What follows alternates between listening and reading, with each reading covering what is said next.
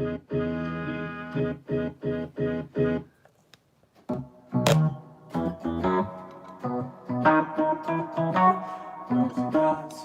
and cons. The world blames dad when it's really your mom.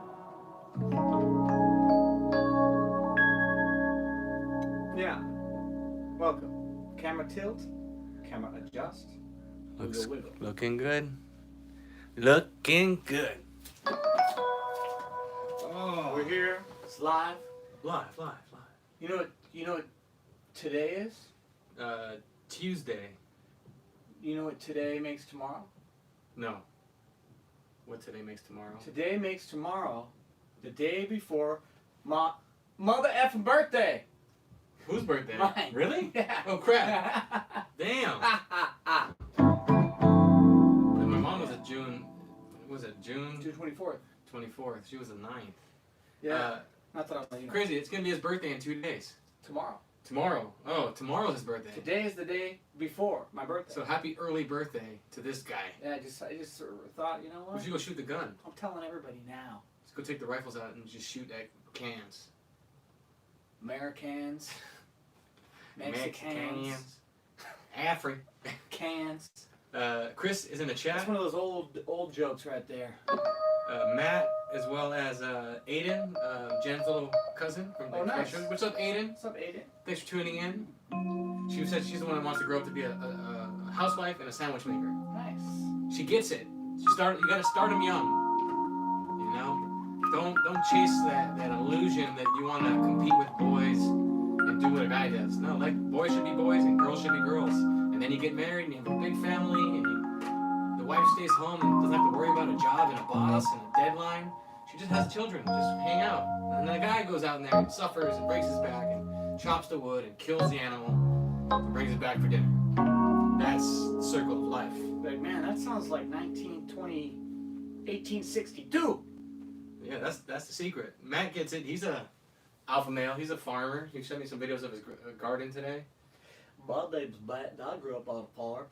I know exactly what you're talking about, boy.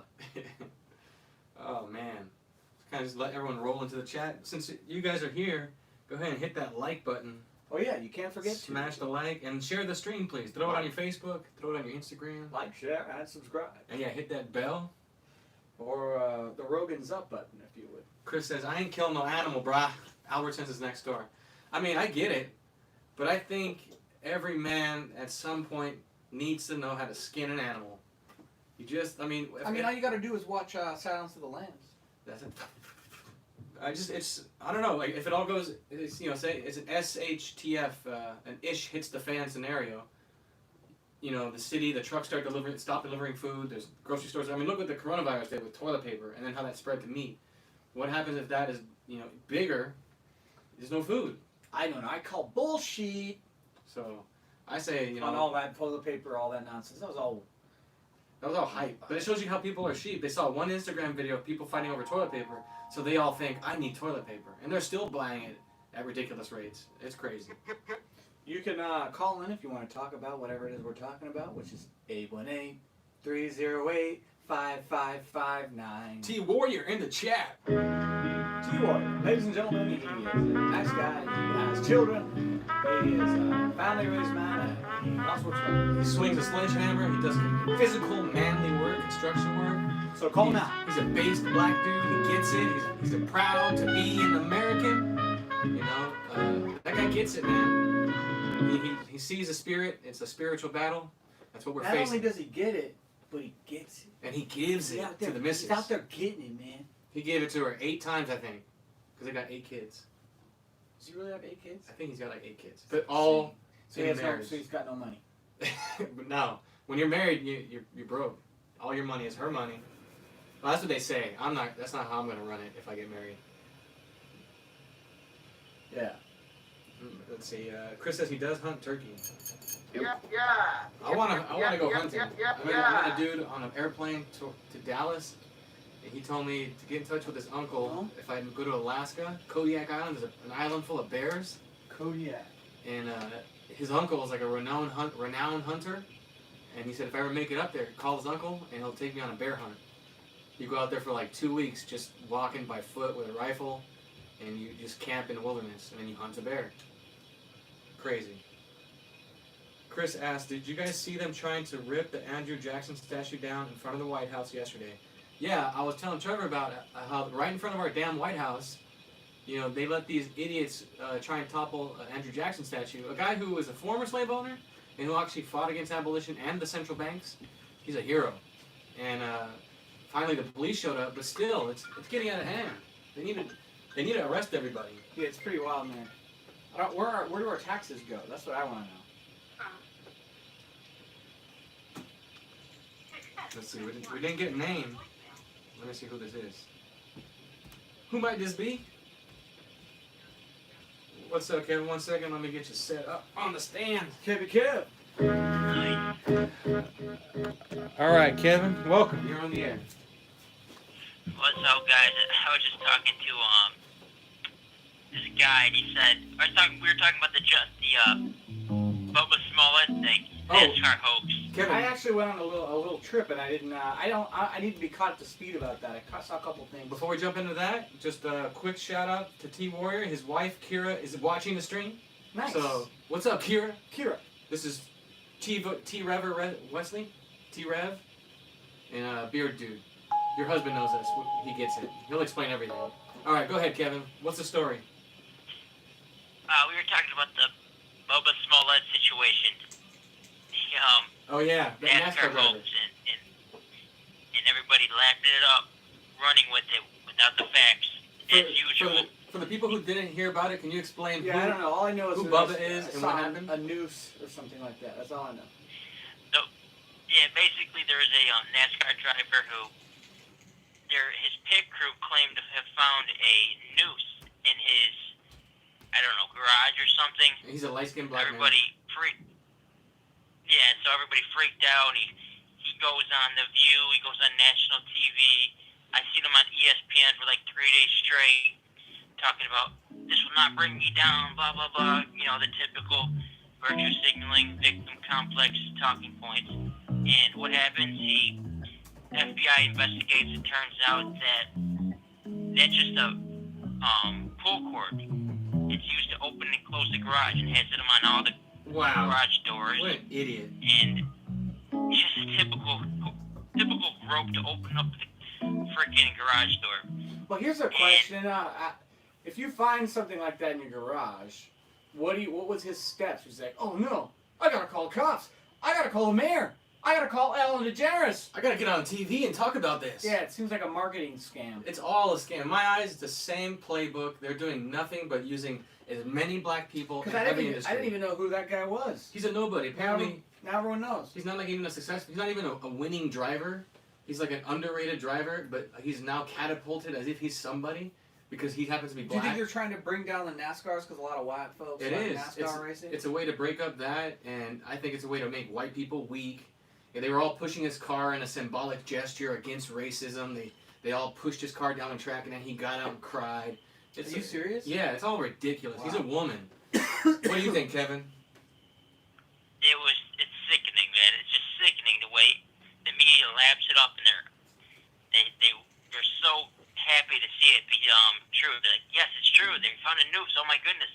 Before they even investigate and find out what the facts are, they're already pushing this narrative, and we see that all the time. We see that with the Covenant Catholic. We see that with the Jussie Smollett, the Duke case, the UVA case, just countless cases. They already got a narrative.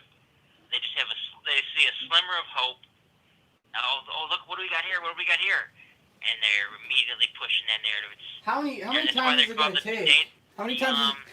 That's why they're called the enemy of the people. How many times is it going to Exactly. take people to just know, like, cry wolf, the boy who cried wolf? How many times are you going to cry wolf before you go, oh, this person's lying? It's just It's never. It's because their agenda is to push their political agendas it's the whole and black to, versus and to white. win. It's not an honest. Nothing is approach honest. about it. And like you said, the greatest enemy of the people is the media and the media masters, the elite who pull the strings behind the scenes, who, in my opinion, and not in my opinion, they are of a majority of them are of one demographic. That's another point. But like Wolf King says, he says NASCAR has been losing revenue for years, so they thought to inject some black folk into the mix didn't work. Yeah, well, Yeah, it's Yep. political and financial gain. That's exactly right. They're trying to use this as some marketing scheme. They know that the mass media will jump on it. They'll get some free advertisements, some free PR, Exactly. and that's what they try to do. And you're I not bet gonna. you it's gonna backfire. I hope it backfires. I doubt you're gonna see I hope a they lose jump. ratings. Like you're not gonna see blacks just all of a sudden jump into NASCAR. No. It's just a white thing. You know, like everyone makes fun of white people for playing golf and NASCAR and hunting. It's just a white thing, overwhelmingly white. You know, like you can't force it. And that's what the media does. Is it forces things. I like what I like. Exactly. Even Muhammad Ali talked about how they would force it upon people. Just like integration was forced, segregation was forced. You know, people don't think about that. You look back, it's not like blacks and whites wanted either of those situations. That was the federal government forcing those issues onto the people as a way to instigate problems, and then they can offer their ridiculous solutions later. It was all set up. Yep. And another thing is, some people are still running with it. Because I was talking to this black guy about it, and he was saying, "Well, what was a rope doing in there anyways? What was a rope doing? You know what the ropes are for? They used to hang black people." And I said, well, ropes used to hang everybody, people of all colors. White people used to get hanged all the time back in the day. That was punishment. You get hung." And he's like, "What? Hang up on this guy? That's ridiculous." Like, they really think that black people are only people to be hung in history from a noose, Yeah, from a rope. Exactly. The word lynched has now been hijacked as to it means it's specifically black people being hung, and it's crazy because I mean lynching has been a thing for all people since the beginning of time. It's also a suicide thing. And People rope, commit suicide. and rope doesn't represent hanging. Rope Yeah. is rope. And if you get freaked out by a rope, you're an idiot. It's just a rope, and like if someone chooses to die that way, or someone is killed that way, that's just the way they were killed. But clearly, rope in this sense was used to pull your garage door down. If black people are going to be scared of anything, they should be scared of guns. Because look at Chicago; they just had another record-breaking I heard shootout. about that. It's crazy, man. And then you see people complain and they're angry, like, what? People bring up Chicago only as a deflect and talking point to distract or whatever. It's like, no, because it's a real thing that's happening. Nobody seems to care. They don't. Yeah, where's Black Lives Matter? Where's Sean White King on that issue? Exactly. And if you look at the picture of that freaking rope, it's a perfect size for the hand to fit in and pull it down. Your head's not even going to fit into that thing.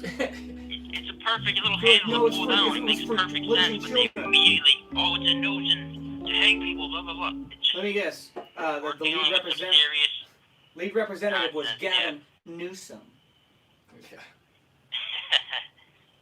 yeah. No, it's all ridiculous, man. And the sad part is that it doesn't matter that they were proven wrong, because what they know works is that all you need to do is get it into the media. Once it's national, It's just buzz. the effect is there. You've already created the effect. You've already consolidated that thought further in people's heads. They're ramping up the anti-white hatred, just like that new TV show. Speaking of that, we'll segue into that. Have you seen the advertisement for that TV show on Amazon called Cracker? Yeah, you know who's a part of that. What tribe is pushing that as usual? The Jews. It's a Jewish director. Yep, Amazing. absolutely. Just a coincidence, I guess. Serious Well, hatred. They still when haven't these got over things the kind of rope happen, thing. when these things happen, you got to think, what's really happening that causes them to want this to be the focus? Something else is going on, Right. and they're always going to have something because they're not coming around and apologizing or saying, "Oh yeah, we were wrong," our bad. It's just like the Blackout Tuesday thing. Meanwhile, Hillary's having a court date nobody knows about. What else happened and what else is happening? Meanwhile, something's happening. Yeah. Yep. It's fucking It's all diversion. This is communism 101. You incite problems that aren't there, using the media, using movements, using puppets, because the end goal is the destruction of the United States. The end goal is a worldwide government owned by the tribe. yes, race warfare, class warfare, all of the above. Yeah. Divide and conquer. Yep. So And what do you think's going to happen? you see what they're saying on the way they found out what the results of the case was, when it turns out that they're just relieved that it wasn't that. It's not that, maybe we shouldn't have jumped to conclusions, maybe we should have waiting for the facts to come out. We this and that. No, well, at least it wasn't true.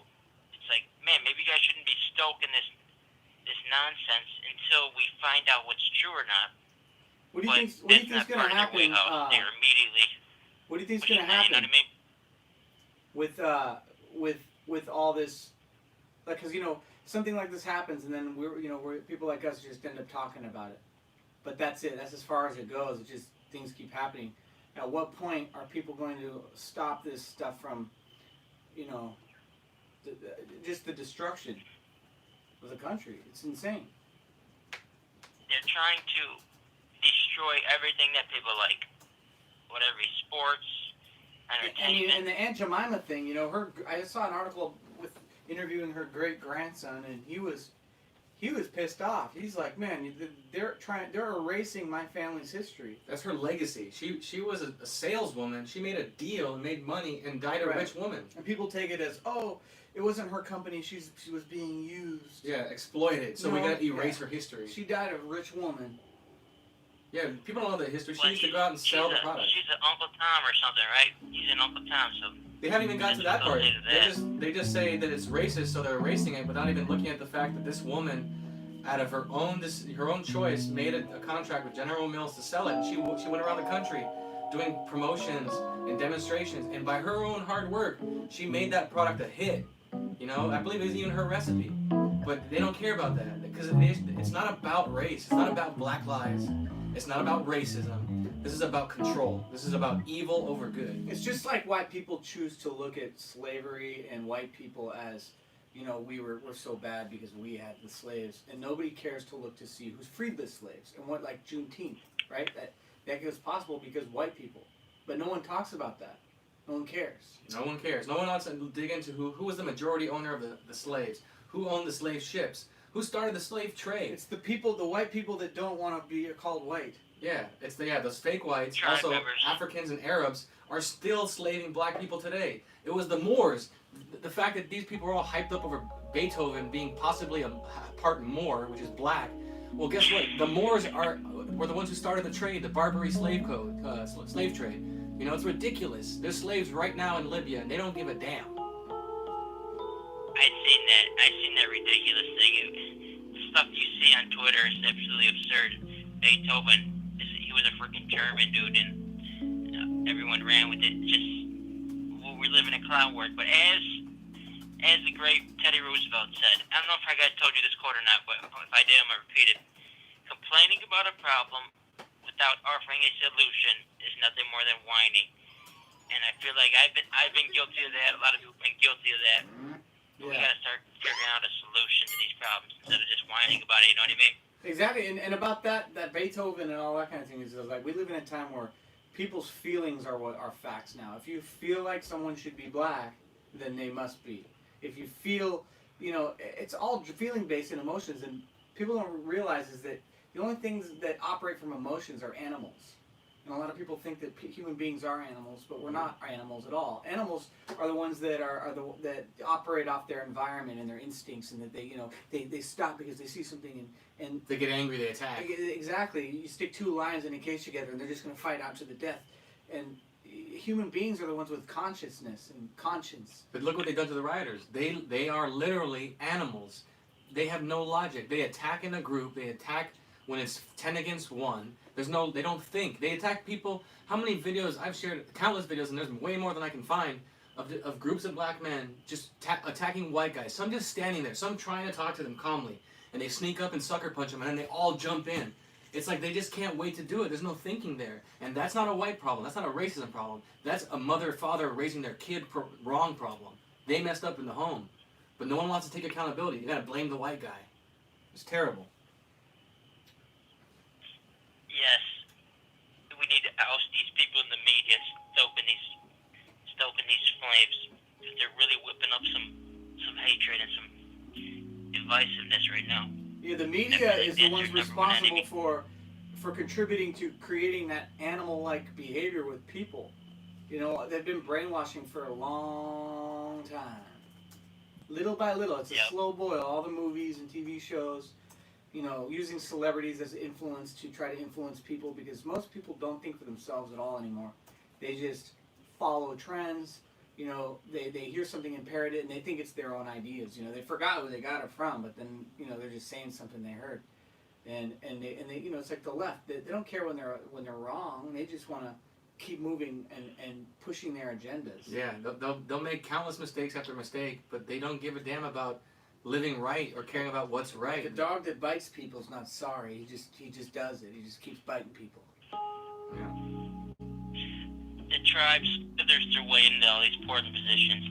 Any important institution, the tribe slithers their way in like a den of vipers. Andrew Jackson said they're a den of vipers, whether it be banking, media, Hollywood, anywhere there's influence, power, they will slither their way in, and they've done a good job with it too. Yeah, it's like, you know, when you're in a scary movie or something, the smoke comes in through under the door and then it slowly creeps up. The fog. It's just like that. They blow their smoke and then it goes inside people and then it consumes them and they become whatever it is slowly that they're trying to make them be, and they bait them. They're like, over here, little doggy, over here, yeah, walk over this way. Like Trevor brought a good point. He was watching Mrs. Doubtfire, and we've been talking about movies lately, about how when you go back and see the movies from your childhood, you saw it differently now. Yeah, totally differently. That the mother was a total bitch. She like, you know, the father was good to the kids, spent a lot of time with them, and he was in entertainment, and so she worked more than he did, and so she resented him for it, and so she made his life a living hell, took the kids away, divorced him. A couple weeks later, started dating someone else and bringing them around the kids. Like, it was just like I never noticed all those things when I was a kid. You know? Yeah, and they make her to be the victim. Yeah, exactly. You just think, oh, it's just a couple that didn't get along, it didn't work out. When you're awake and you're watching it, you're like, wait a second, this is like, she's evil. Yeah, and then that's a good example of Hollywood. How, imagine, you know, how old are you, Kevin? 23. 23. So, yeah, we're in our 30s.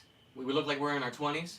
But, you know, 20, 30 years of programming, movies, cartoons, music, and it's the same thing with the black community and every community. It's the media is like the Wizard of Oz, and people don't care to find out who's the wizard behind the screen. They just get amazed by the screen and what's on it, and they have no idea how it affects them and how it puts thoughts in your head. People don't, you know, you're supposed to watch movies and listen to music objectively, not be pulled in where you lose yourself inside of it, and that's what happens with people is they use it as an escape, especially girls. You know, they cry, they get, you know, totally involved in the movies, and where it can pull you and move you. You know, people are like, oh, it moved me. Like, that's not a good thing to be moved. That's why I like Trump, because he's immovable. They used to be subtle about it. Yeah. They used to be very subtle and sneaky about it. Now it's right in their face. That's because it's been an evolution. Bolder. It's evolved. They had to be subtle and sneaky about it so that it could normalize it. And then over time, Exactly. you know, now it's like, it's still sneaky to people. They still don't notice it because they're so gone. Yeah, I brought up the fact about the fact that whites at the peak of slavery accounted for less than 2%, or just about 2% of slave owners, and Jews accounted for about 80%. And then that's not counting blacks. There was, I think, one of the first black slaveholders was first American slaveholders was a black man. They don't care about any of that. And when I brought that up to some of these trolls in the chat, we had a few last week. They just glossed right over it, like, well, we know that. It's like, but you don't know that because you're mad at white people. Yet white people were the ones who saved you or saved your ancestors because they're the ones who led the fight to end it. But no one cares about that history. Everyone holds on to what the schools taught them. That's because people that are hypnotized and brainwashed, they think that it's their idea, and there's their ego on the line. So they could be doing something completely wrong. They hear the facts, and it just doesn't matter. They don't care. They could have two of the wrong shoes on, the foot, and they'll give you reasons and excuses and defend why. But it feels good to wear. But you know, your shoes are on backwards. I know, I've always wanted to try it. Absolutely. I got one more thing to say before I head out. Proud to be an American, at least I know I'm free. That's right. Thank you, Kevin from Chicago. So, yeah. Speaking of that TV show Cracker, man, like that is take that apart, calmly look at that, like keep a distance. Don't get caught up with the emotion of it. You see a neo-Nazi guy with the lightning bolts on his head. and he's pulling a black man out of a car, of course they're gonna pick a scenario that pulls you in emotionally and go, oh yeah, of course, that's terrible. This Nazi's beating up a black man for no reason. That's the whole point of Hollywood. They're doing that so that what happens next in the show, they show you in the trailer, they're gonna show black men raping white women and beating white people. When if you look at the stats, blacks rape 20,000 women on average, white women on average. You don't find those numbers the other way. You don't see white men raping tens of thousands of black women. The reason why they make shows like these is because they want to create a character that says, you know, certain things, so when you hear about, you know, the liar always puts a bunch of truth in, and then they have that perverted little poisonous percentage that disrupts the whole truth. So like in a show like this, just like American History X, there's going to be a lot of truth in it, but then they're going to make it come from a character that represents evil, so that whenever you hear any of that truth, you block it out because, well, that must be white supremacy. It must be horrible because you heard it and digested it from a character that they created. That's what they want. And that's part of the brainwashing. You know what I'm saying? Exactly.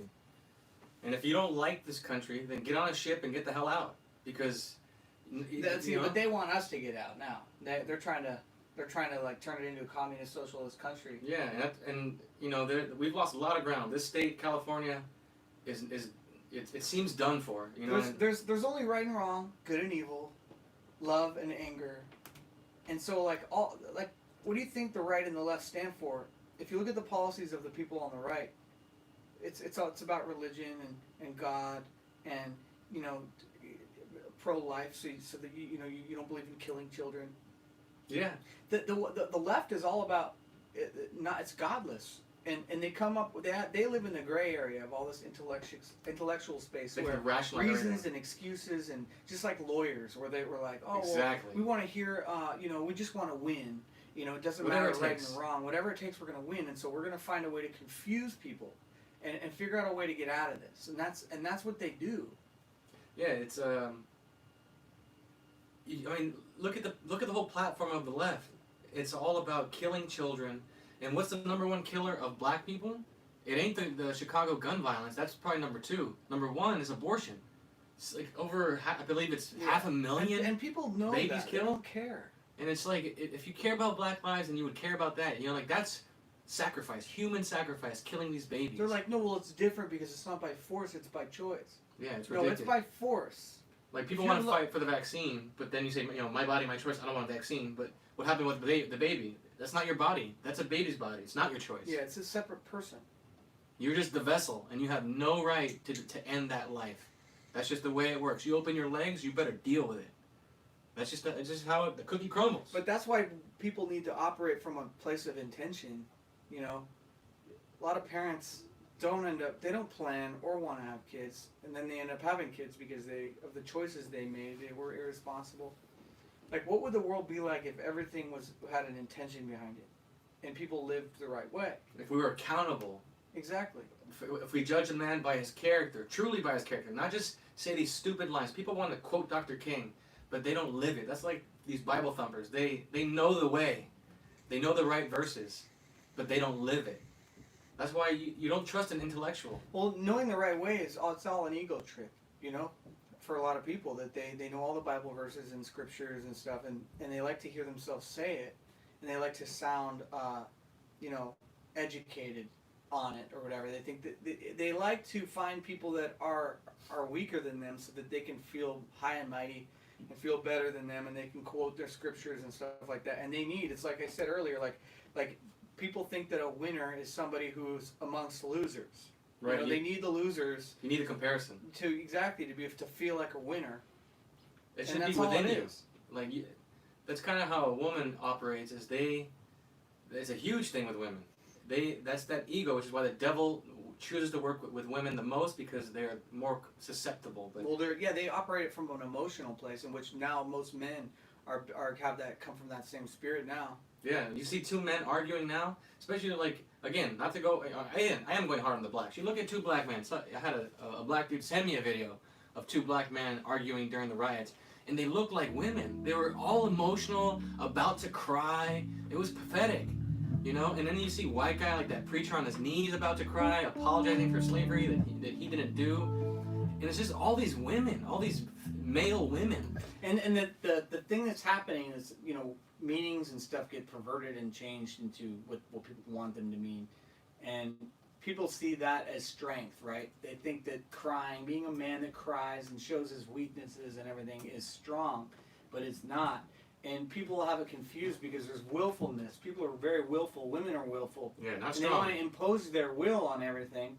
And they have it confused with strength, because strength is not. Strength is being able to be still, not impose your will. Strength is being able to hold back, not be pulled into. Be a rock. Exactly. Don't be a pebble that just flows with the stream. Not even a pebble, just like a feather that's being blown around in the wind. Yeah. There's no foundation to that ego. It just, that's why how he says about people rationalizing it, that's exactly it. Because they're not solid, they don't stand on solid ground, they can rationalize anything. Their thoughts take them anywhere. They need to be told what to think and what to do, and that's where they get their energy from. They you know, whether it's like the winner or loser thing, it's like the same with victims. They you know, they want to be a victim because they need an abuser to be the victim. So they end up getting in relationships with people that are abusive, and they feed that character within them, and they like to be abused, you know, with words or whatever, so that they can feel like they're better than them. So they're like, oh, I'm a good person. You know, it's the same exact thing. Yeah, women. That's why women are nuts, and men need to separate themselves from that and observe yourself and realize you are not meant to be a woman. And like Matt says in the chat, well, men should not be crying. Maybe weep, and it better be pretty bad for you to weep. Like your whole family got murdered. You know, maybe a single man tear comes down, and then you just go on with your life. You bury them, you mourn naturally, and you go. Well, and I think bigger than that is people publicizing it, making it, you know, it's all for attention. Like people go on and start crying in front of everybody because they want the attention. At all costs, it doesn't matter what the attention's for. They just want the attention. Yeah. And society praises it as strength, and it's not. Yeah. The female ego is huge, and it's the biggest thing. It's their biggest challenge, and men don't help the situation, you know, by putting up with it and entertaining it. You know, and Eve may be wrong for having taken that knowledge and playing Adam, but Adam's wrong for not leading her and protecting her from the world. And Adam's wrong for not owning up to it. When he was asked about it, he blamed Eve. He didn't take accountability. T-Warrior 1. What's going on, man? What's up, fellas? Yeah. How are you doing? Guys? Shout out to your wife, Kira. What up, Kira? Oh, she's bathing the kids right now, man. All 8 of them. All 8 of them. Yeah. No, man. the two youngest ones, man. Hey, man, I just want to let you know, guys know, I went to my belt box today and somebody placed a noose in there, man. Call the mayor. Oh, man. Trying to give me some endorsements going, man. I know, we got to get you on The View so you can talk about that. And then how it feels as a black man to see a noose in your box. Hey, speaking of The View, you know, I heard that Whoopi Goldberg changed her last name to Goldberg when she wanted to become an actor, because it was back then, it was very popular that if you were Jewish, you had a much higher chance of becoming successful. So she changed her name to Goldberg so that she can make it. But think about it. Now she's all about you know, the culture and you know, she's not even Jewish. Appropriation and all that stuff. She talks about that. It's like, culture. That's exactly what you did. That's what you are. You know, she had a collection, like, of those, you know, those minstrel shows they had back in the day where the black dude had, or the white dude had his face painted black and then the big red lips and all that stuff, you know? So she had a whole collection of those, you know, and I heard her on an interview, I think it was on 2020, and she was defending using that type of stuff. They don't bother me. I don't care what you have in your house, you know. If you want to have a Ku Klux Klan outfit, that's your house, you know? But now she's all pro-black and all this garbage, man. You know, they're all fake. I was sitting there showing my wife a bunch of those videos where they had a montages of the celebrities singing songs and you know, doing those little, I feel bad for you and I shouldn't have told that racist joke and all those stupid montages they have. All of them are fake, man. Those people they don't live in reality. Right. Forever not so I funny mean, joke. I watch it here, Trey. I was so disappointed, bro, seeing that Jesse Pinkman character, the actor from Breaking Bad. Like, wow, man, like what a way to just piss it away. Like, just stay out of it. Don't get suckered into it. What did he say? I feel so bad for what I've done, or something ridiculous. Yeah, It something. just looked like he practiced in the mirror like 5 times before he shot that. That's what Trevor said. It looked like a bad audition. Bad audition. What I do you think I think posted about it said Manny something. people Sorry, spend their we lives? didn't make the call back. And they probably don't even hang out with black people. Yeah. These people spend their lives pretending to be somebody that they're not. You know, every step they make, they're being told what to do, how to look, how to speak, how to act. That's what they do on the movies. They're pretty much just idiots Yeah, walking they're around. actors. You know, They act who are very like good other at lying. people. Yep, they're fake. T, I what do you, asked my wife, I said, why is it that people think celebrities, like if we see a celebrity say something, that we're going to be moved by it? right. I'm like, this dude, just shut up. Go pretend to be a cop or a soldier or a clown or something, and I'm going to pay my $7 or $8 to see your movie. Shut up. I don't care what you think about politics. Well, it's like $20 now, but yeah. T, what do you think about that new show on Amazon, Cracker? Have you seen that trailer? No, I haven't, man. I heard you guys talking about it, but what is the premise of the show? So, Like, is it supposed to be... based on the trailer, it starts off with a neo-Nazi guy with the 2 lightning bolts tattooed on his head. He pulls a black guy out of a car and beats him up because he's driving with a white girl. And I guess he gets teleported to a different dimension where whites are slaves and blacks are the slave masters. And in the trailer, you see a black dude just raping a white girl. They're hanging white people. It's just the most cartoonish way to say hate white people. If you're black, you better hate whites and like a revenge porn. That's all I kept thinking. It's like it's revenge porn. It just looks awful. But I highly recommend you check it out on YouTube and then give it a big fat thumbs down. Wow, that is ridiculous, man. But, like I say, the problem isn't the people who are doing this. The problem is the people who aren't saying anything about it. And who are you have people in positions that can do something to stop these kind of things or have a voice against it, but they just sit on their hands and keep their lips shut, and this stuff keeps happening. Like the taking down of the Thomas Jefferson statues and all this stuff.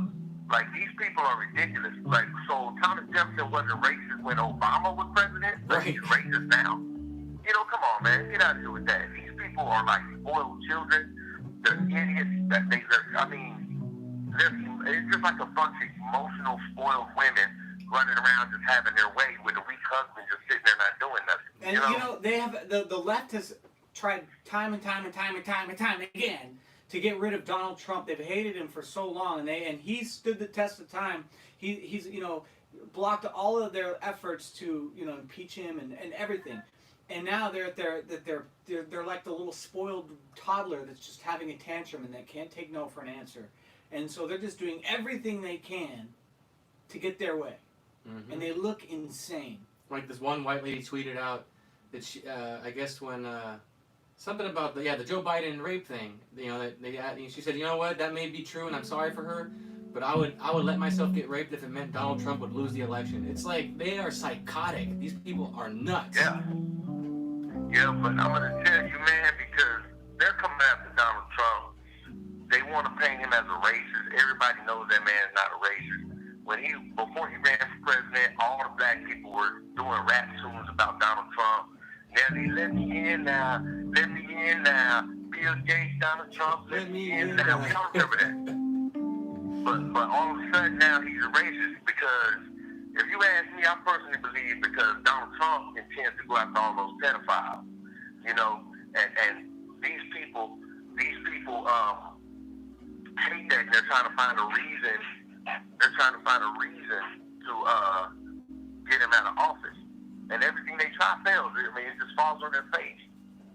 Yep. Speaking of high-profile arrest, I have a friend, and he shall remain anonymous, but he had tipped me off about this guy named Jose Huizar. He's a Democrat guy. He runs East LA, you know, highly diverse, you know, basically Mexican territory, and he finally got arrested. He's been under FBI investigation for I think the better part of 2 years, and it's been very quiet, almost nothing coming out about what he's being investigated for.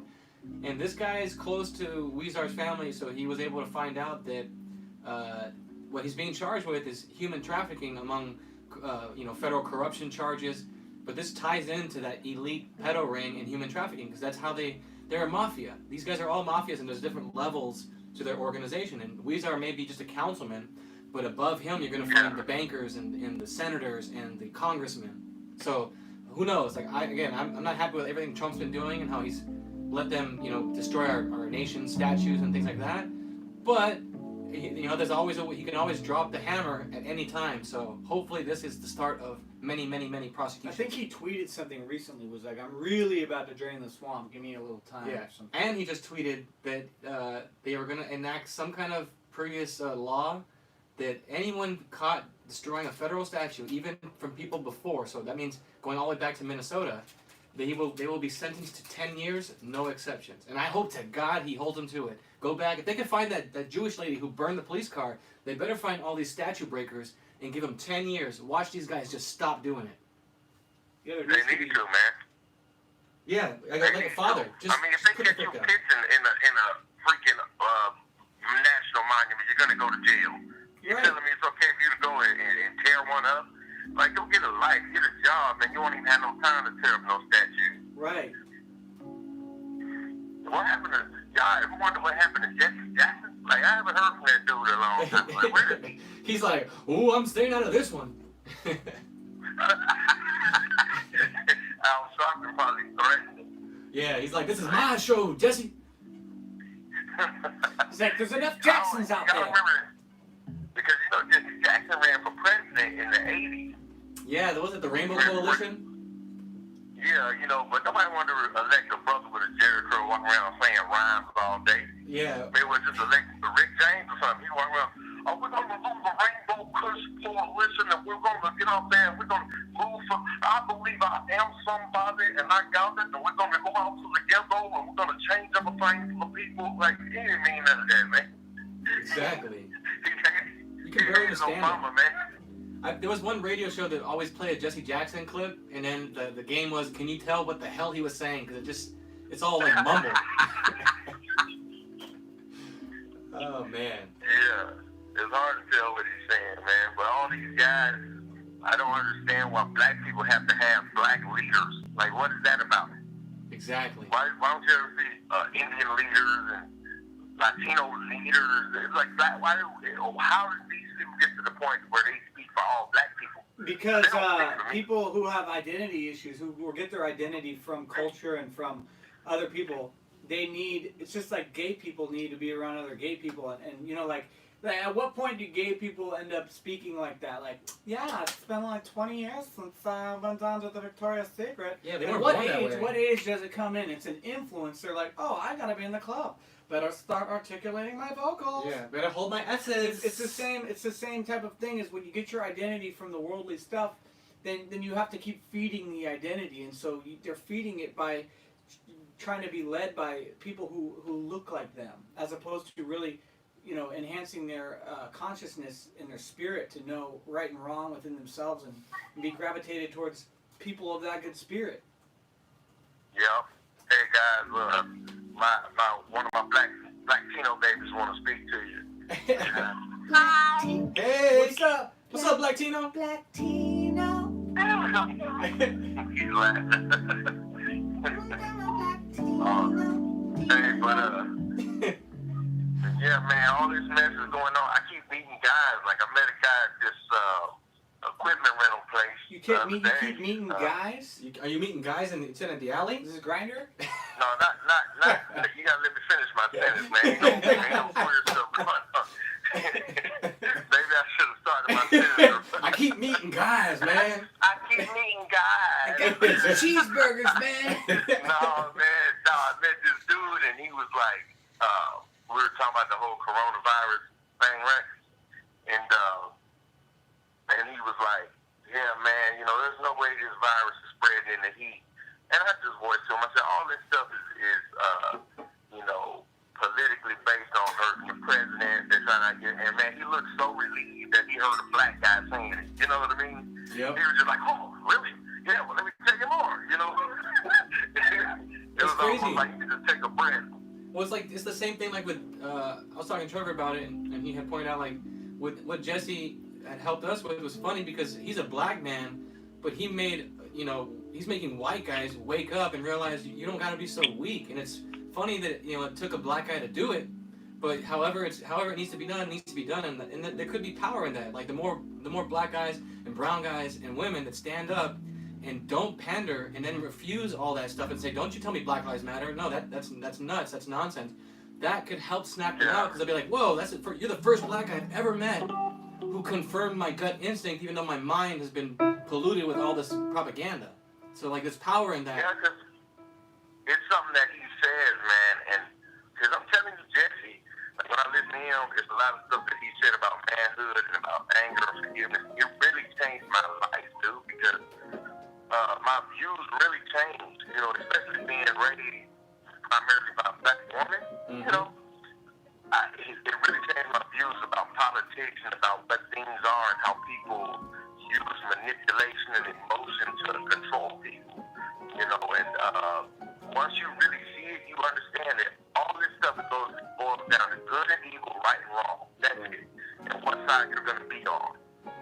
Exactly. And once you realize that, all this ridiculous stuff, that's guy shaming, and you're talking about little people and brown people and yellow people and la la la la la la, and the list goes on. I mean, next they're gonna have flat topism. You don't like people with flat tops. The next you don't like people with ashy legs. I mean, this is gonna keep going and going and going. But the whole thing is, man, hate is wrong.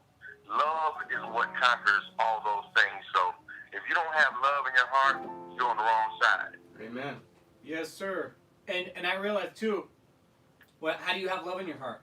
You have the absence of hatred and anger. That all that's left is love. Yeah, and it doesn't mean you're weak or soft with people. You can correct them. You can raise your voice. You can be firm. You can be final.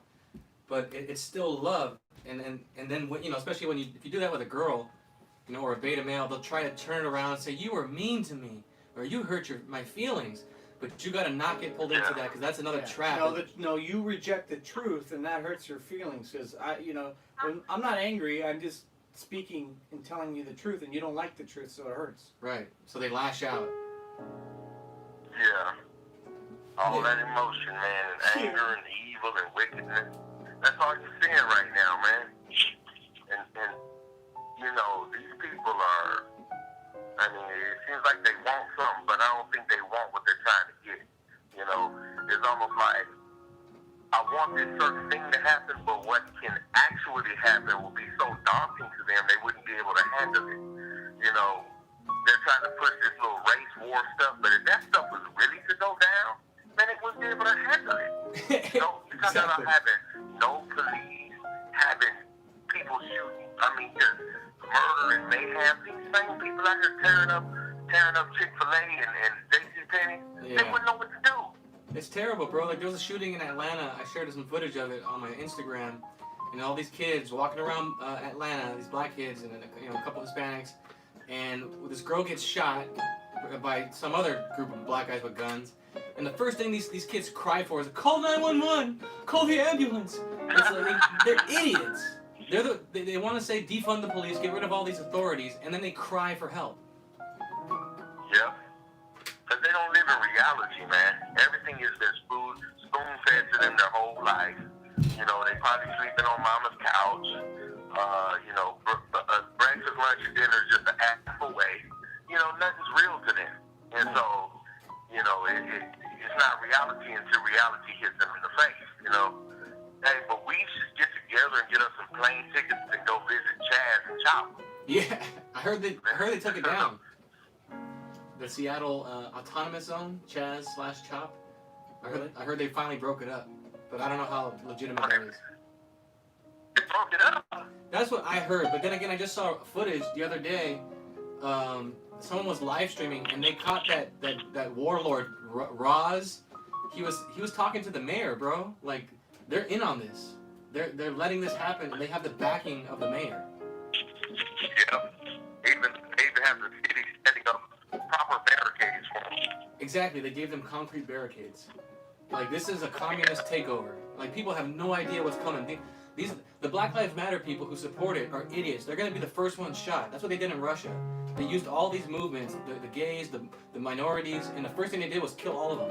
Because they're a threat. Yep. Once they have power, they don't need you. You're just an agitator. Yep. And it's sad. Hey, Because, guys. you know, You Thank you, keep doing T. what you're doing, man. I love y'all. I'm gonna get off this phone, All man. right, T. all right, you keep Won't you making take care that babies. Oh, man. All right. Keep Y'all have a making good one, man. Love you guys. Love you too, bro. Amazing. Yeah, so the mayor was in on it, talking to the warlord, the black warlord in Seattle.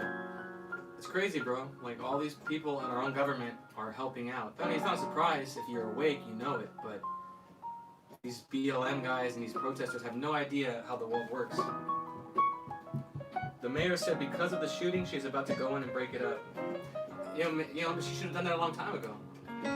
The problem is, it really matters that you don't let them fan the flames, and that's what they're doing with that Bubba NASCAR story, the news. All these stories, it doesn't matter if they're true. What it does is it keeps feeding the fire, and that's what they want. They're trying to build this giant fire of hate so it can overtake the nation and destabilize it, and that's the problem. Like, we got to stop it before it becomes a story. You know, not give into it. White people should be talking to, you know, I didn't wear the mask the other day. I went to go eat after church. They try to make me wear the mask, even though when you sit down, you don't have to wear it. And you have the same issue. It's dumb. You gotta wear it while you're standing, but you don't have to wear it while you're sitting down. Yeah, I've been speaking up about it. The other night, I was in San Diego and I went out and ate at this restaurant, and I couldn't enter the restaurant without a mask. So I put a mask on. As soon as I walk in, I went upstairs, sat down. Nobody had a mask. There's like 200 people upstairs alone, and nobody has a mask on sitting down. But if you're standing, walking around, you need the mask. So I'm there for a little while. I had to go to the bathroom, so I got up to go to the bathroom. I went to the bathroom. The manager's like, "Sir, you need to have your mask on while you're standing." And I said, I was like, "So is the virus more contagious while you're standing compared to sitting?" And then I could tell he got irritated that I said that, and he's like, "Oh, that's our policy." And I was like, "Oh, I understand that's your policy. I'm just curious how it works. Is it more contagious when you're standing?" And he's like, "Well, you know, when you're sitting and talking to people that you know each other, and when you're walking around, you know, you could be contagious and give it to somebody else that's walking around." Excuses. And I was like, "Well, there's a few hundred people here with no masks on breathing the same air." It's like it really seems just political to me. And he's just like, "No." It's Yeah, like, yo, it's all control. We were he at a was so Chipotle. bad. He was irritated for sure. Yeah, that same spirit. I had 3 employees try to tell me to put the mask on, and I kept telling them, "No, I'm eating here, and I see people over there with no mask." It's like, "You guys are fine. You're wearing your mask. You got a glass shield in front of you," and I just kept ordering. And then another one came and said, "Sir, you have to put your mask on." "Nope, I already told that young lady." And another one. And then they just got tired of it, and I bought my food, didn't wear a mask, and ended up helping out one of the other girls. She decided, you know what? I'm not wearing my mask either. So that by one person standing up, you can strengthen the back of the next person. You have to do it. Especially these days when people are so only a product of their influences, they got to see someone else to know what to do. Right. You have to be a light. Like, the sun shines so you can see things, and thank God he showed me this video from Roy Masters, but it's the same thing. When you're a light, you shine light onto the way to go. You have to be a light so that you can show the path. And then they say, "Oh, wow, I want to do that. That sounds so much better than being a slave." But if you don't become a light and you just want to keep it to yourself, they're never going to see the way to go. You can't tell them enough. They're not listening. You have to show them. They don't have the light operating within them. So they need to be reminded, because I mean all of us really have it in us. The problem is that the world has imposed, whether it's our parents or the world imposed on us a new identity which is false, which is our ego, instead of us being able to operate from that spirit. They got to be reminded. Salt Lake City, Utah. It's Mormon. It's my Korean Navy bodybuilding, meat-eating Asian friend. What's up, Yale? I just heard Korean eating. Like I just started eating. Yeah, my Korean bodybuilding, meat eating Asian friend. Nice. What's going on, my dude? Well, then, all I have to say about that is. Perfect. You are very culturally Savvy. aware, friend. Appropriate. Cultural appropriation. Appropriate. So how's everything in Utah? It's good, bro. Probably a lot better than California. No offense, guys. Oh yeah, it sure This is. is the first Asian Mormon I've met. What's that? So the first Asian Mormon I've ever met. I'm not Mormon. I'm just joking. I'm just joking. You know, I'm you not hear, Mormon. you hear Utah and you're like, oh, Mormon. Utah's beautiful though, man. I went out there a couple months ago. There are a lot of Mormons here. That's for sure. For sure. Yeah, no, Yale's definitely not Mormon. He's based, but he ain't Mormon. He's more man. More man than most. Yup. So, What you have you guys up seen to? that trailer for that show Cracker on I wish we Amazon? could play it. I know. I actually did. I didn't see the whole thing, but I saw the beginning. It's pretty fun. Yeah, it's interesting. Very interesting. Yeah. Wait, isn't the crack? Aren't what you're talking about? It's like, isn't it like a satire thing? No, it's they're putting they took a neo-Nazi character. He starts off with him attacking a black guy, driving a white girl around. So they're setting it up so, you know, evil white man Nazi. He gets transported to an alternate dimension where blacks are the slave owners and whites are the slaves, and now he's got to survive in that world. Was satire. That's for real. It's real, bro, and like it's pretty sick. Like they in the trailer they're showing a white lady being raped, crying, and the black guy just raping her, like just all angry, like Yeah, now you know how we felt. yeah. And then the soundtrack is you know, it's crazy, bro. Like they're making it like this. If you watch the trailer, put Kraka, I think CRACKA, and the music they chose, it's all meant. You can feel how, like, if you were a black guy who's angry, it's gonna pump you up, and that's to me the timing is not coincidental. This is meant to keep the fire building up, keep this little racial hate See, building. I was too optimistic. I thought that was satire, and it was supposed to be like, you know how the Onion is, like. Yeah, You don't know what Babylon the Onion B. is. Yeah. Yeah. Yeah, I thought it was something like that, where, like, you know, they've made movies like that. You Yeah, know what I mean? like But what's the it's one? crazy that's not. Mel Brooks, the cowboy one, the western, Blazing Saddles. Yeah. Yeah, not like that at all. This one's That's dead satire. serious. This is all serious. It's Wow. it's terrible, bro. Like, and like how you brought up. I mean, I remember I brought up the point. This is Yale's the guy who brought up the point about the Jordan documentary coming right before this riots, and that there was a racial theme to that. What was that racial theme that you had caught on to? Oh, okay, yeah. It was like half joke, half serious, but I thought it was strange that there were a couple politicians in there, obviously Democrats, but is that what you're talking about? Like the fact that Obama and Clinton were in the last dance? Yeah, and you said something about how there was a scene where I think Jordan talked about punching the white guy, like Steve Kerr or somebody, and like you just said that there seem to be these undertones of black on white violence. Oh, yeah, okay. Now I remember. Yeah, I mean, you just said it. The Last Dance, the timing of it seems weird.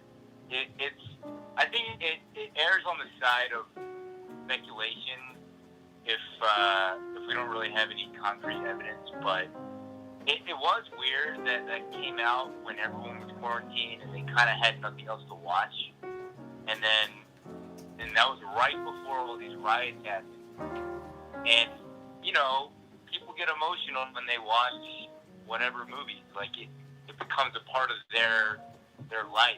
Yeah, they lose themselves in it. Yeah. Yeah, it puts ideas. Yeah, in that's there. why, like, I've never been a fan of watching, like, those, like, Saw movies, stuff Yeah. like that, because I feel like that's not good for your brain, you know? It's like torture porn. Like Saw, the guy who did Hostel. Yeah. Like I started to kind of get turned off by that because there's no point. It's not about a story anymore. It's just about how gory, how much rape and murder can you squeeze into a film. Because people Yeah. know it's like as soon as you can become emotional, you can be controlled, and that's what they do, and they like to sensitize everybody to it, so that you get used to being emotional. And people these days think that being emotional is a good thing, and it's not. You know what? I think you're giving them too much credit. I don't think they're even thinking. It's just pure emotion. Exactly. There is no thought. They don't even think that. It's just no common sense, man. People are just running off their emotions. It's an animal nature, like Trevor said. Like they don't have any logic. It's just pure animal instinct. You know, they bite, they lash out, they attack. You know, there's no thinking. Yeah, it's kind of interesting, right? Like, I think you can sometimes tell who's getting too into TV and who's not, just based on how they're acting. You know what I mean? Yeah. It's crazy, man. Like, you watch any news network, and one day of it, you'll just you'll get worked up. You know what I mean? All that shit. Well, like I think it depends on where you're at, because if you don't know yourself and you're able to be moved, and then when you watch stuff, whatever it is, you could be pulled in. A girl could watch a love story and be like start crying because she's like pulled into it. But like when I don't have cable anymore, I don't really like. I watch movies at night sometimes, but it's like when I watch it now, it's so objective that I can see. I just see through it all. Like it's interesting, right? I'm entertained by it, but I don't get pulled into it at all. And same with the news and stuff like that. But the people that are constantly watching it, they just think that's the way it is, and they're so upset. They're like, I cannot believe that this NASCAR driver, like whatever, Right. They're pissed. Yeah. Well, you're absolutely right. But what I'm saying is, I think regardless of whether or not you believe it, right? You guys are pretty grounded. Just knowing that it's round can get annoying. You know what I mean? Like, people are putting out this crap. Like, whether or not you believe in it, it's still annoying that it exists. Right. And giving it the attention and knowing that it exists is what makes it exist too. All right. Yeah. You know what I'm saying? Like, if it's just like racism. Yeah. If everyone shut up about racism, it wouldn't exist anymore. Right. But because everyone's talking about it, everyone's feeding it life, it becomes this problem. It's like It's not real. Yeah, that's absolutely true. True. Yeah, it's you conjure up things that aren't real, and the more you talk about it so damn much, and the media talks about it, that you feel that it's real. If but it's nobody not there. watched or talked about CNN anymore, how much power would they have? Exactly. None. That's like Morgan Freeman said, like in that video. They asked him, like, how do you think we stop racism? And he said, stop talking about it. Simple as that. Yeah, it's so funny that whatchamacallit. Like I like to always say it's two sides of the same coin, right? Like whether you're celebrating diversity or whether you're quote unquote a racist, the focal point is still race. You know what I mean? So it's annoying because you got these SJWs virtue signaling about being super inclusive, and Joe Schmo just might be focused on being a good piano player. I don't know. You know what I mean? Like it's making the whole topic very feminine. Talking about things that aren't really relevant to hammering a nail. Like what does race have to do with getting the job done? You know what I mean? Yeah. The other day we were talking about some of the things you kind of woken up to and realizing, that God exists by way of seeing how the women interact with men and what the real roles are and how women don't know what they want. Can you kind of talk about that? Yeah. It's a good point. There's that idea that God leads man, man leads woman, woman leads the children, right? Yeah. And paraphrasing, there's probably a way that's usually said, but Yeah, no, I that's think right. it's very true. If you look at like happy relationships, right, between a man and a woman, if you follow comedy at all, there's a guy named Therese O'Neill, and he's famous for saying, you know, if you see a happy woman, you're not going to see a happy guy. Not always. But if you see a happy guy, the woman's always going to be happy. You never see a happy guy and a miserable woman in a relationship. True. So I think that that analogy, or whatever you call that, is very true. You know, women aren't always going to say it, but they like a man to know to have his shit together, you know? And, yeah, it's not that complicated. At least I think it's not that complicated. But it's interesting, you see a lot of these beta males now, you can tell they're godless. Like, they don't really have, it's not even faith. You can tell they just don't really believe in anything except for maybe themselves, and they seem very confused, right? So you see these guys running around yammering, and you're thinking the whole time, what are you doing this for? You know, what is the point? And it's always interesting to see godly men, or, you know, they say God-fearing men. They behave in a very different way, right?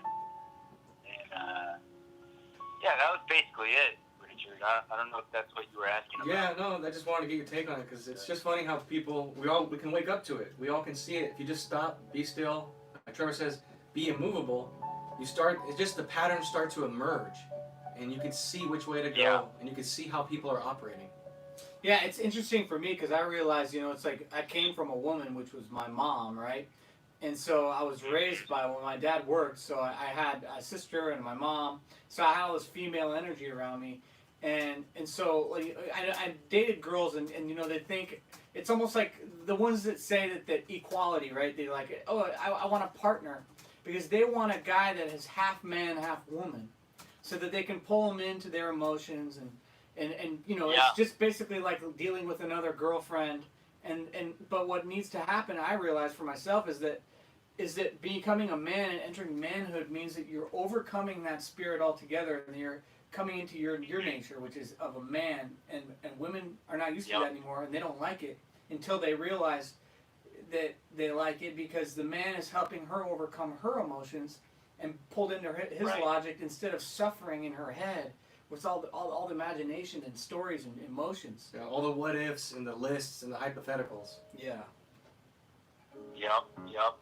It's so true, man. It reminds me of the idea that, you know, guys that know what they're doing, they typically say, you know, women will say they know what they want, but they don't really say the right thing. And they don't know what they want. They think they know what they want until they get it, and then if they don't want it, they're like, that's not what I wanted. Exactly. If people knew, especially women, what they wanted, then they would be where they wanted to be in their life. Right, and they're not where they want to be. They're in their mid-30s with no kids, wishing they're going to get married, but then saying, well, I don't care if I find a man, I'll just have my dogs and cats. But you know that they care, and you know that it hurts them, and they're suffering in their thoughts about it, but they don't want to admit it, and they can't just let that ego die. They still need to be willful and say that I know what my man's going to look like. He's got to be this guy, it's willful. 6 feet, you know, $300K in the bank, buys me whatever I want, all the purses, all the cars. And that's willful, and that's why they'll never get it. And if they do get some sucker to marry them, and he is part of that list, has the money, maybe he is 6 feet tall, dark, and handsome, he is still going to let her down because he does not have God in his life, and he won't lead her right. That's why you think about, you know, you said something about a guy who doesn't have his shit together, and it makes me think of what the world thinks about that, where it's just like, hey, he's got a job, he works and stuff, but he's still probably going to be that beta male, half man, half woman, where he's controlled by her, where the woman is the backbone of the family, you know? Absolutely. You just read my mind. It's the confusing thing for young people. Like, I'm not old, I'm 31, but when I say young, teenagers and people in their 20s, they think of, for example, LeBron James as an alpha, but you guys know he's not an alpha, right? Nope. He No way. He talks like, yeah, he's very emotional. You know all the characteristics, but people get tricked without life experience because they see a big muscular dude, you know? Yeah, a muscular dude that has a someone chip with on a his lot of- shoulder. They see a chip on your shoulder and anger and like, yeah, you know, like, and they think that's what a man is, and that's what toxic masculinity is it's really a man that's been feminized. Yeah, a toxic male is a female man. Beta male energy. Yep. Yeah, and women in that fallen state, in their ego, they think that that's sexy. That's why these women who make it to middle age and haven't gotten married yet, or they did get married but it fell apart.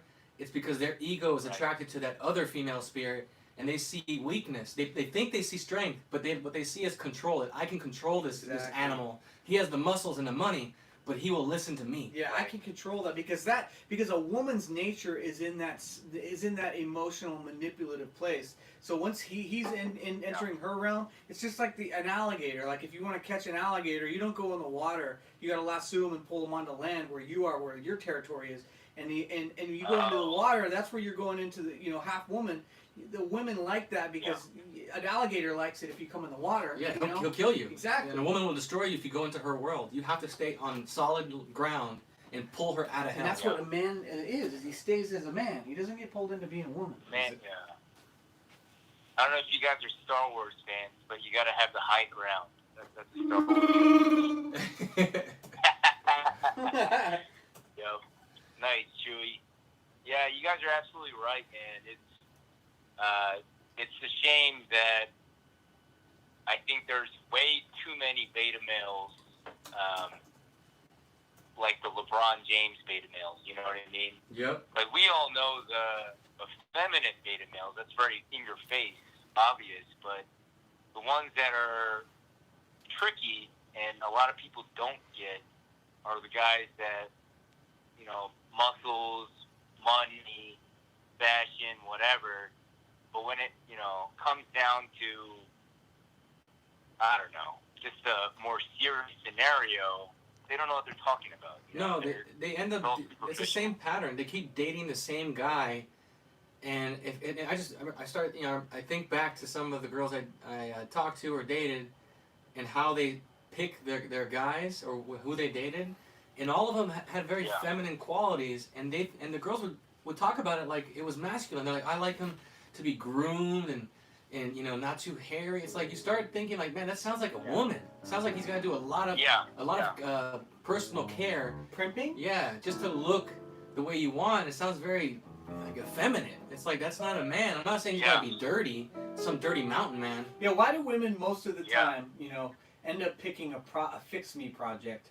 Because they think it's like they're so willful that they want to find someone that they can control so that they can make them the man of their dreams or whatever. But it's like you can't change something of what it is. You have to let it be and accept things as they are and allow God's will to be done. If it can't be your will coming in and trying to impose on everything to make it what you want it to be. But I just, I'm not trying to dog on women, but it's true. A lot of women look for guys that they can fix as a project. Yeah, and they can't. They just destroy them. They can't help but judge you, which is why you don't let them into your life. You don't until you marry them. You got to share the same house. They don't need to be. You don't need to take their advice about anything. You don't need their counsel because they don't know what they want, even though they swear they do. So how the hell are they going to help you? So you got to shut that down and check them, and they'll come back and apologize, and then they'll get angry again, and then they'll apologize, and then they'll get angry again, and you just stop playing that game with them because, like Trevor said, you can't jump into the water with the alligator. You will lose in her world. Her world is the emotional. She's the queen of that. And jumping in the water means that you entertain that spirit and get pulled into it. Because I can speak up and say the truth and hold my ground without feeling any kind of way. Especially after you get into a tiff or something like that, it doesn't change the present now that where it's awkward and now the air is thick or anything like that. It's like, no, it's done. Like I said what I said and it was out of love because I wasn't manipulative. I wasn't lying. I'm being, honest. Yeah. I forget the exact words you just used, but something along the lines of entertaining that spirit or Right. Yeah. giving into it. It's total. You're totally right. Even if you're not really all about it, just acknowledging it Exactly. makes it more so. You You know? make Exactly. it real. You cannot acknowledge it. Because you know, the willful people and the one who oppose, they want to get a reaction, and once they can get that reaction, then you got it. It's just like if you're walking down the street and you have a thought pops in your head like, oh, you know, jump off that cliff right there. Then you're gonna as soon as you think of that, like you're like, whoa, where did that come from? And you recognize that that's, you know, not a good thing. You're not going to jump off the cliff. But as soon as you start judging yourself and entertaining it, it has power over you. You know, Yeah. you're like Yeah. now you're like you're mad at yourself. You're like, can't believe I said that. Why would I think that? It's the same idea with those conversations with women. That as soon as they say something to get under your skin to try to like shift your consciousness and make you react, because it changes the course of your being, you know. And if you're movable, Yeah. then they can control you in these subconscious subtle ways. So that's why it's like, nip it in the bud, man. It's like, I'm not, because I remember before I would feel like well, you know, maybe they're right, you know, maybe, you know. But as soon as I come into that, where especially if it's criticism about my intentions, when I know myself, I know where I'm coming from. That's not, I don't need to defend myself. I don't need to any of that stuff, because all I'm doing is getting in that water with the alligator. Yep. You don't Yep. deal with it. There's a comedian lady named Eliza Schlesinger, and she has a bit about women starting fights, and her whole punchline is that women have the ability to bring a fight out of thin air. Oh yeah, they create out problems of nowhere. out of nowhere. Create something out of thin air. And doesn't that sound familiar, guys? No, exactly. That's exactly And you it. know why they do that? Movements? So that they create a problem so that they can be the one that comes up with the solution. Yeah. You create Ego. a problem out of thin that's air, very- and all of a very sudden now you can ridiculous. solve it, and you're like, oh, look at me, Yeah. I fixed it. It's all to make yourself, to pat yourself on the back. Yeah, and she has to tell you, Yeah. we got to talk about this. So she's basically the leader now. She's leading you. Let's talk Yeah, about it's this like- and talk it out. It's like I can find somebody and make them out to be a loser out of thin air, so that Yeah. I can feel like a winner. Yup. Yeah, women, Really, they do it very, to themselves. what you were saying earlier reminded me of that word, gaslighting. I don't know if you guys ever heard that before. What is it? Which one? What? It's very evil. Gaslighting? Oh, Oh, gas. Never gaslighting, heard that yeah. word? Yeah, no, it's Yeah. dude, women, I didn't know about are that wicked. for a while. It's so evil, man. yeah, and that's a thing, like, it's like Trevor's dimmer switch example with good and evil. Like, people think that just because it's not that evil, like she's not killing anybody, I don't see her stabbing someone to death, it is still evil. All those little tricks that a woman Yeah. pulls on a guy, that is just as evil as committing murder. There is no gray area, there is no intellectualizing it. You have to call it good or evil. And a woman who does that to a man and thinks she's going to be a Christian, especially those types, Right. like, that's the worst, because they can know the way and quote all the verses, and they can tell you, well, you know, that's not what Jesus would Yep. do, but that's evil. It's just Yep. pure ego, and they wonder why they end up single, childless, with pets. Yeah, absolutely, man. It's you mentioned, like, the idea of that not being taken as seriously as opposed to like a stabbing or something, right? And like it reminds me of the idea of, like, you know, some people are super chill or just whatever until they get the opportunity to do something evil. Like, maybe they get the right resources or they get a platform or something. But it's crazy how, you know, once people have the opportunity, they'll show their true skin. Yeah, I always said that to people, because I live from LA, right? And I have lived here and in the entertainment industry and stuff, and I always thought, like, people move from all over the world here, and then they get taken by the city because they have these opportunities. They're around celebrities and people with money. Girls will just throw themselves at people that are, you know, famous or whatever like that. And I always thought, it's like some girl in Iowa or something, right? She'll think that she was this good girl but it's all because she never actually put herself into a position to be tested, to know.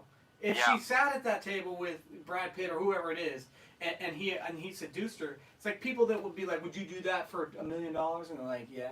Like there is something that is going to make most people do something, that they wouldn't say, that they would do. And the girl in Yeah. Iowa, like she just never, was had that opportunity. Yep. You reminded me of a Bill Burr bit where he says, where he's like calling out the people that were criticizing Tiger Woods when he had that affair.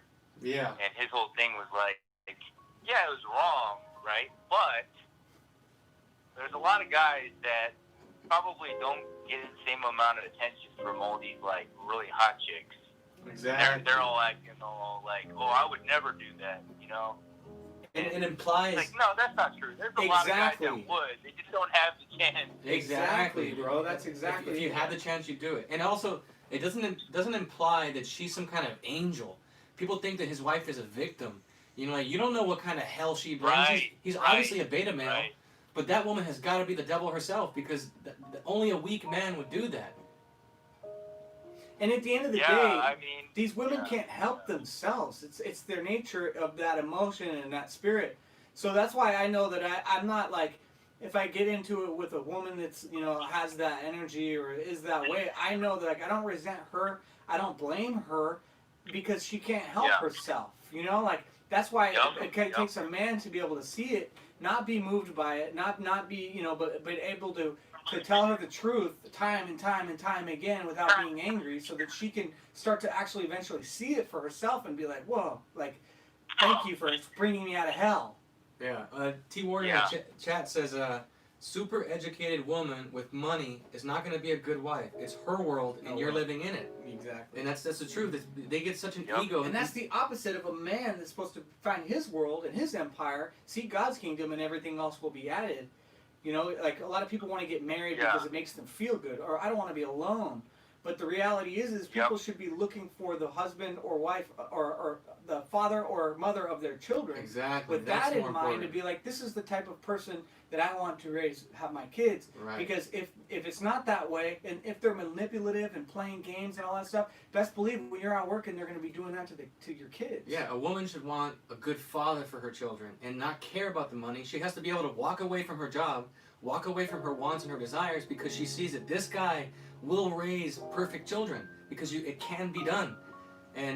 But they don't Yeah. want that. They want the illusion. I want the sexy, rich, six-pack dude. But that's not going to be the best father for your children. Well, it's thoughtless, right? Like common sense says you can't have too many chiefs and not enough Indians, right? Like there can only really be one leader in a lot of situations. Yeah, you can't have two presidents. You need a vice president and a president. Exactly. Exactly. Yep. And like it sounds like Trevor, you have a lot of experience. Like, women's nature. No, I've suffered. Nature, I have a lot of experience in suffering. Yeah. I got tired of it, and now Yeah, I'm seeking yeah. God, and I know for myself now. Yeah. I'm not saying I know everything. We've been in hell a long time, so we know what it's like to Yeah, be in I hell. was giving you a compliment, man. There's no such thing as a compliment. I forgot what I was going to say. Okay. So we're talking about, there can only be one leader, and I don't know. I lost my train of thought. You But- said it seems like guys. you have a lot of experience. Oh, okay. So now I remember. So with women, their nature, when they're in their real nature, they're submissive, and it's a weird concept for a lot of feminists to hear that, because when they hear submissive, they think weak It's or an ego something really attack. bad. Yeah. Yeah, it's an ego attack. But I think guys that get it, they understand that you can't have two aggressive people in the relationship, Nope. and or like two leaders. There's got to be like one CEO and then one, I don't know, COO or CFO. assistant, or you can't have two CEOs. Just like you Basically, said about that order, right? Like, I submit to God as the man, and she submits to me. So that order can happen, and love can come down from God. And even though she's the head of the children, she's still getting her authority and her love from her husband to give that to them. If she didn't have him, she wouldn't give it properly. And with her ego, she needs to understand that she's not the only one submitting, like Trevor said. We have to submit just the same. So she has to go to Congress. We can submit to God and do His will, not ours. Then she sure as hell can submit to the man. But most women don't want to do that. They try to hold on to that little bit of control. Well, it's like that. You remind me of that idea that nowadays feminists say that women have glass ceilings. You guys heard that before. But what they don't acknowledge, right, is that men have glass floors. You know, with all the great things that we can do, there's also a lot of risk involved with being a dude, you know? So, I think that's one thing that a lot of people fail to acknowledge is, it's nice being a CEO or a leader or, whatever role you have in your community, but there's also a price to pay with being a leader. Absolutely. And, responsibility. Exactly. You guys get it. It rests on your head. That's why the thing, but their ego allows them to cherry pick and be like, well, I have to submit to you and make your sandwiches? That's ridiculous. Yeah. It's buffet, or you're right. Yeah, it's just, that's it. Like, once women can overcome that ego, make sandwiches, submit to the husband, less yapping, more sandwiches, it'll all work out just fine. But they have to let it go. They gotta stop, let go of the job, let go of trying to control. You want a good father for your children. And if a woman wants to have the marriage of her dreams, that's how it's gonna happen. It's not the money, it's not the house, it's not how many cars you got. In the end, what matters is that he's a good father, and God will take care of the rest. You will get what you need. Yeah, and to be fair to some chicks, I think there are some women that weren't meant to have kids. I know it sounds mean, but I've met nuns, for example. I was raised Catholic, and there are women I think that, for whatever reason, they never bear children. But I think the main thing is just awareness, right? Like, you guys are self-aware enough to understand your motivation and yourselves and weaknesses. But the thing that annoys me is that a lot of chicks nowadays, they just don't have that willingness to be aware. Yeah, discernment. And and it's a constant, not argument, but it's argument. It is nonsense. It's just nonsense. It's an argument. It's a never-ending argument. Yeah. Well, it's a soundboard, or the guys are getting it, not necessarily always arguing back, but we'll have to hear it for a while, I think. Yeah, you hear it, then you die, and then she wakes up. And I noticed too, a lot of women, not all, but a lot of women are like chameleons, where they are they try to come across as they're very compatible and they're agreeable. They act like you're speaking gold to them, and perfect they're like, wow, like totally, everything like that. But meanwhile, they're not listening. They're not understanding what you're talking about, and it's all to get you to think that it's in the relationship. But then once they get you, because I think a lot of women just want to get you, and once they got you, they can destroy you. Yeah, that's so true. The chameleon element is true, right? Like a lot of things about the ladies are chameleon-like. The heels, it's not their real height. Wear makeup, it's not their real face. Right. Wear, a bra, that's not their real breast size. Exactly. A lot of trickery. Yeah, they get tans. It's not their real skin color. And like you said, like they spend their whole lives, because the world brought them up with this illusion, that they become these illusion makers. And I saw this great post, this meme I put up, where it talked about that if women can't see themselves without the makeup and can't just take it off, that they will never see themselves as beautiful again without it. They become dependent on it, and they can't see a life without it. And that's one more illusion that they can't break, and it keeps them in that ego, keeps them in those thoughts. Yeah. It's all ego, man. It's crazy. I'm glad you guys do this live stream, and obviously Jesse has his thing too, but it's so important for people to hear stuff like this because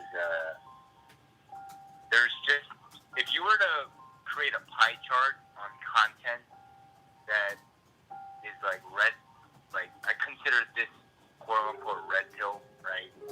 It's a cheeky term, but the opposite is blue pill, right? And when I hear you guys talk about this stuff, and I see the content that most people get into, I'd say, quote unquote, blue pill is like 80%. At least it feels that way. And, this stuff and what Jesse talks about, all the other people in that world, it's very little compared to the rest. So, I appreciate you guys, man. Yeah, I appreciate you, man. Thanks for contributing, bro.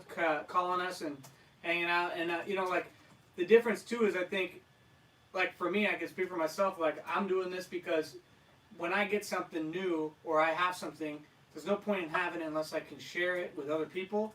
And it's not because I want clout and I want numbers. And, I've actually lost more friends and lost more fans, lost more people in my life, my network or whatever.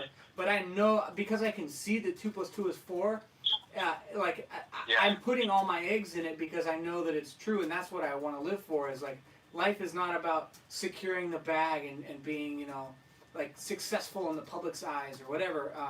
It's for me, it's just about, like, really seeing the truth. And I see it, like you said, the responsibility of that president, or for me, I have a responsibility as a human being because I know I have a light, and I can see with that light. Yep. And so that responsibility is there for me to be able to share it and see what rings true in other people, because people might hear one thing and it might, like, polish up an old thing that they have known when they were a kid. They already knew it, but it was just dull, and dusty. And so when you hear it, it polishes it, and they're like, oh wow. And then maybe that'll help people see, because I can't wake anybody up. I can only say something true, and then people will recognize that truth. And the ones that reject it are going to be the ones that are, they're going to be angry and think that you're a misogynist or whatever, But that's the men that think that way. That's because that's the woman identity in them that's offended. Yep. Yeah, you're absolutely right, man. And in your industry, I would imagine there's a lot of dudes that are really feminine, and when they put out their stuff, whether it's music or whatever they're writing or whatever they're into, they're always controlled. Like, they have no what's the word? They're not autonomous, and they're going to be controlled by the mob. Whatever the mob wants, they're going to have to do it. Right. And I'm, it's a bittersweet thing to hear that you lost fans and whatever. But hey, the ones that are sticking around are there, Yeah, the women who get it and who want to live right and be right will start to let that ego die, and they'll start to check themselves, and they'll do less of this manipulation. But the other ones, like you said, they want to be mama because their mom or whoever raised them, whether it's their grandma or their mother, they did the same thing to them, and they saw how that female figure abused and used the male figure, and they can't help but copy it, and they think they overcome it just because they know about it. But that's not enough to just know the way. You have to live it. Yeah, because otherwise it's all intellectual, and it just becomes a talking point and an ego booster. Yeah, definitely, guys. Well, I really appreciate you guys. I don't want to take too much of your live stream time. I know you guys got a lot of Lin Chen. Lin Yan Chen. Lin Yan Chen. Thank you so much for your super chat. I mentioned that guy. That guy was trolling me the first time I did this live stream, and I'm gonna get Lin Yan Chen back. Lin Yan Chen, I'm calling you out. Yeah, you got to. Hey, he's also another Asian, so I think it's only fair that you got to fight. Two Asians, throw a knife in the middle, sort it out. Wait, what makes you think Lin Yan Chin is Asian? I don't know. I got a hunch. Yeah, exactly. It could be some beta male in his basement. I'm just kidding. Well, thanks for calling in, Yale. I appreciate it, man. Yeah. Of course, man. All right, brother. All right, bro. Be well. Go. Yeah, you too. Great call from Yale.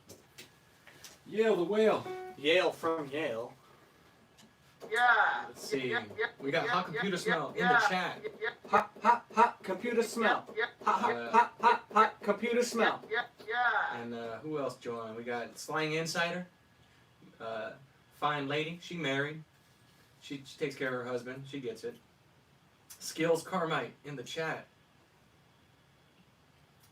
Yeah, Andreas. He black.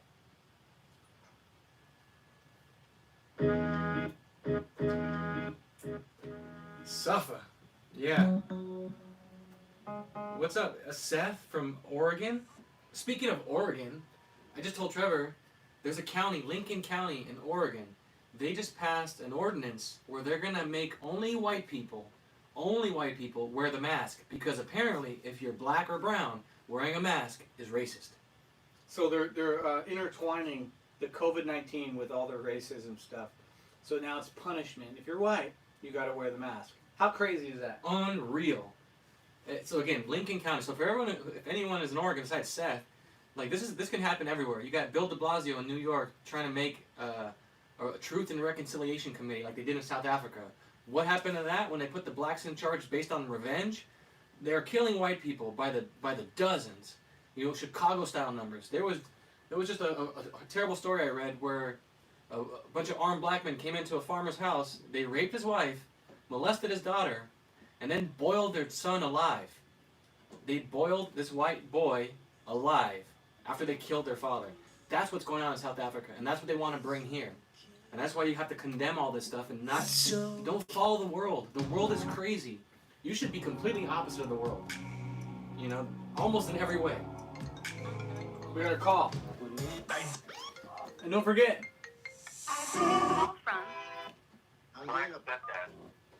It's my black stepdad who ran out on me when I was a kid. What's up, black stepdad?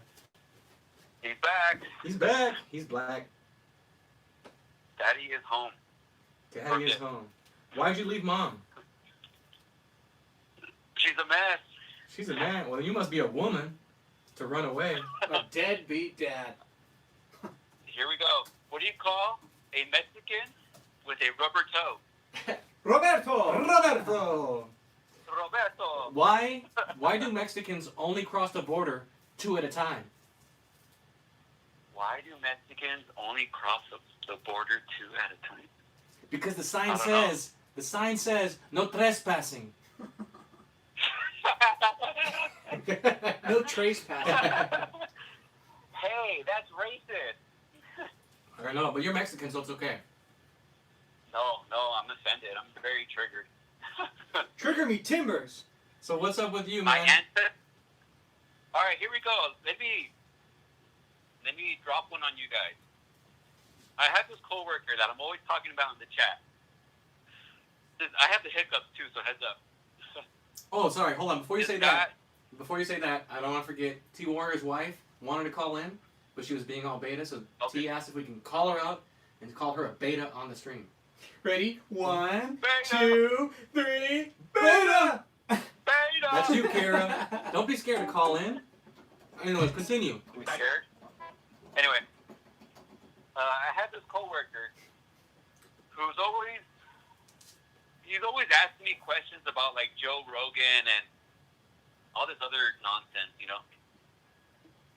And he was saying that I don't know, this guy's nuts. Anyway, every time he asks me a question, he tells me, "You need to calm down with spreading your truth." I'm like, "Your truth? What the hell does that mean?" My truth. And he's like, "Your truth is like saying your opinion." I'm like, "Oh, so it's my opinion?" "No, it's your truth." So I'm like, what is your truth? Isn't it just the truth? Yeah, it's such a. It's so gay. When guys say that, my truth, your Yeah, truth, like, it's I like mean, so like- weak. You sound like a woman. Yeah, it's dumb. Like, you need to stop spreading your truth. I'm like, well, you asked me. Well, you know what it want me is to that tell most you? people most people live in their imaginations and their daydreaming in their thoughts. So their truth is whatever they imagine it to be. They're not in reality in the present moment living life, accepting things as they are. They have to create their truth, and their feelings are all intertwined. So the truth for them is feelings. Like, this is how I feel, so therefore it's my truth. Exactly. That's what he's pretty much telling me. Like, just because you believe it doesn't necessarily mean that it's true. Or some, Right. merry-go-round of answers and words. I'm like, what are you talking about? Like, how come I can easily explain myself, but you can't? It's because he's a woman. It's that merry-go-round of nonsense where they don't have a straight answer for man. anything. He's just like, your truth can be something different from your opinion. I'm like, how? Bro, it's right there in the words. I'm like, how? Tell me, because I'm ignorant, remember? So tell me. That was Mexican right there. Tell me. Tell me, eh? Hey, Come on, man. tell me, What's that kid with the crossover? He's like, Yahweh! Yahweh! Yahweh! Yahoo! And then all Mexicans say, I want a slice of pizza. I want some pizza. Pizza. Yeah, you know what word we say too? The word food. Which one? Food?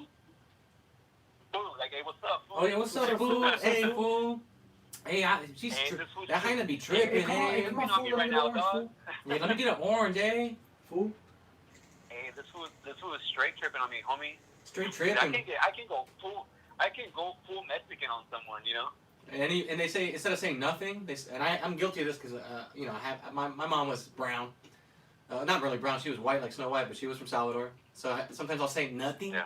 nothing. I didn't say nothing. What do you get when you cross an Asian with Nothing. a Mexican? Kung Fu. Ching-chong. Stupid. What do you call a Chinese racist? A Chinese racist. Joe Biden. No. Fuck him young. Bro, the stream. You're gonna get us Hey, demonetized. man, these are just words, dude. Not for Dude. YouTube. Remember, we had the algorithm we gotta watch out for. Oh, alright, my bad. That's right. Well, I'm Mexican. I'll just tell them that I'm learning English. I know nothing but the bad words. Don't be like Dane and just be cussing, dropping f-bombs on a stream. I know, you be hearing that? That fool's tripping. It's all right. He's got to suffer some more. Yeah, so that's why I just wanted to say, like, what is this guy talking about, your truth? It's pretty much saying that your opinion, right? Or something like that. Well, it doesn't matter what he says because you're wasting your time talking to him. Let the dead bury the dead. Like, don't waste your time. That's one thing with waking up. You gotta let people go. Like, you don't waste breath I know, but, on like, people like that. Like, when I only ask him questions, like simple little questions, but he's also listening to Joe Rogan and like this and that. So he wants to hear the other side. You know what I want? You know what I mean?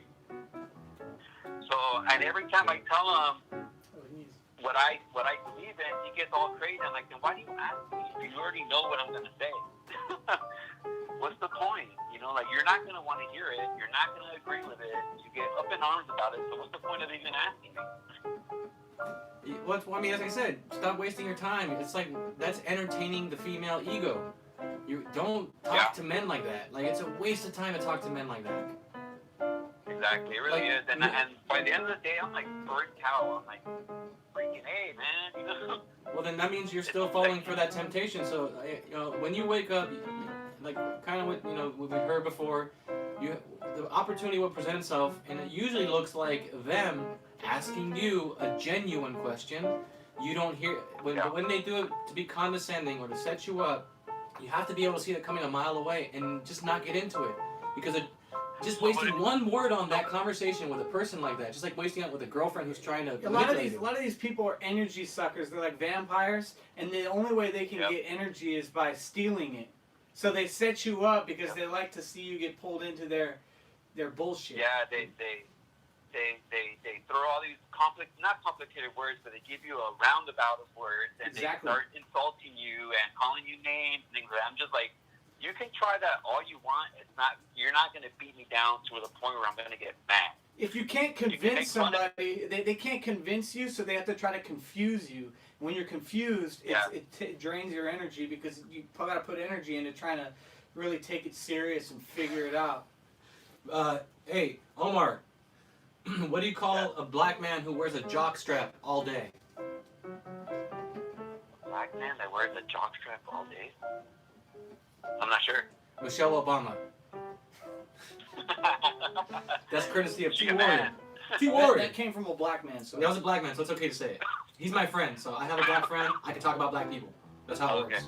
Okay, so you're excused. You also have Mexican friends too. Yeah, I can make fun of everybody because I have at least one friend in every demographic. that's it. I don't want more than one black friend. I gotta try to keep those numbers down. I don't want to pump those up too high. There's too many races to be going around. Keep it simple. I'll tell you what, I'd rather have 4 quarters than 100 pennies. You know what I'm saying? And then the other day too at work, I was talking to the same coworker. I just asked him like, "Hey, isn't it funny that when someone is half white, half black, they always side with the black side?" Yeah, Like, Chuck, yeah. Chucker made a good point that if there's he's really like- white privilege, why do half white, half black kids side with the black side? But why don't they take the white privilege side? Exactly. That's what I told him. Like, if white privilege is such this great thing that we're all aiming for, why do they side with the black people? It's because of their skin color. I'm like, you're racist. Yeah. You know. So, and another thing too, he gets on my case because I always like every time I mention my dad, I always say he did.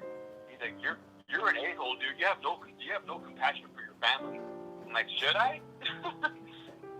Just don't even waste Yeah. your Well, breath. see, that's a setup right there, right? Because you know how someone who wants to control you, they set you up with their intention is that they're going to try to say something so you can react to it. Right. So when they say that, it's like then you're going to start looking at you're going to think about what they said, and then it's going to like get you in your thoughts, right? And then you're going to think about yourself and be like, well, I guess am I supposed to be compassionate? It's like it's all a setup to try to like destroy you. It's crazy. You're making it real by even responding to those ridiculous statements. Just don't say anything. It's like a kid calling you a So poo-poo am I head, and you're supposed like, to I'm not a fight it? poo-poo head. I have a diaper on my head. I'm not gonna lie to the dude. I'm gonna tell him like it is. You know. No, but that's the thing. It's not about lying to somebody, bro. You're dealing with a woman, so you're not winning any points. You're actually dealing with Satan. You know, so like how you deal with that is you just don't engage it. Yeah. Because I don't know, but I just like trolling him. You know. Because it will weaken you. It's a bad habit to start, and if you don't check it, it will creep back into your life, and your woman will do the same thing to you, and you may fall for that trick again. You need to exercise that muscle of not falling for that ridiculous ego, and just cut it off. Like, just not talking, don't bring it up. Like, you just move on. I would just agree with them. Yeah, just be like, oh yeah, that's true. Just and go back to I'm your like, work. oh yeah, that makes sense. You know. Oh, like, oh yeah, I don't have a soul, so. Yeah, just move along. That's yeah. it. Yeah, I don't have to. You're right. I don't Yeah, you're care. right. You're probably right. And that. Yeah.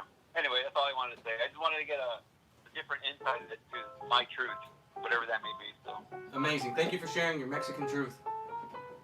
There you go. All right, guys. See you guys All later. right, bro. Later, Take care. Omar. This one's for you, Omar.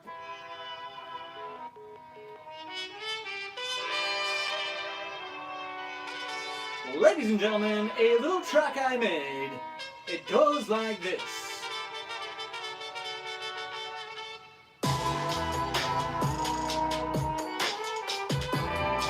What's the little Mexican dance? Are you doing like a cholo? I didn't even pee. Oh, just the water. I was just having a sink on.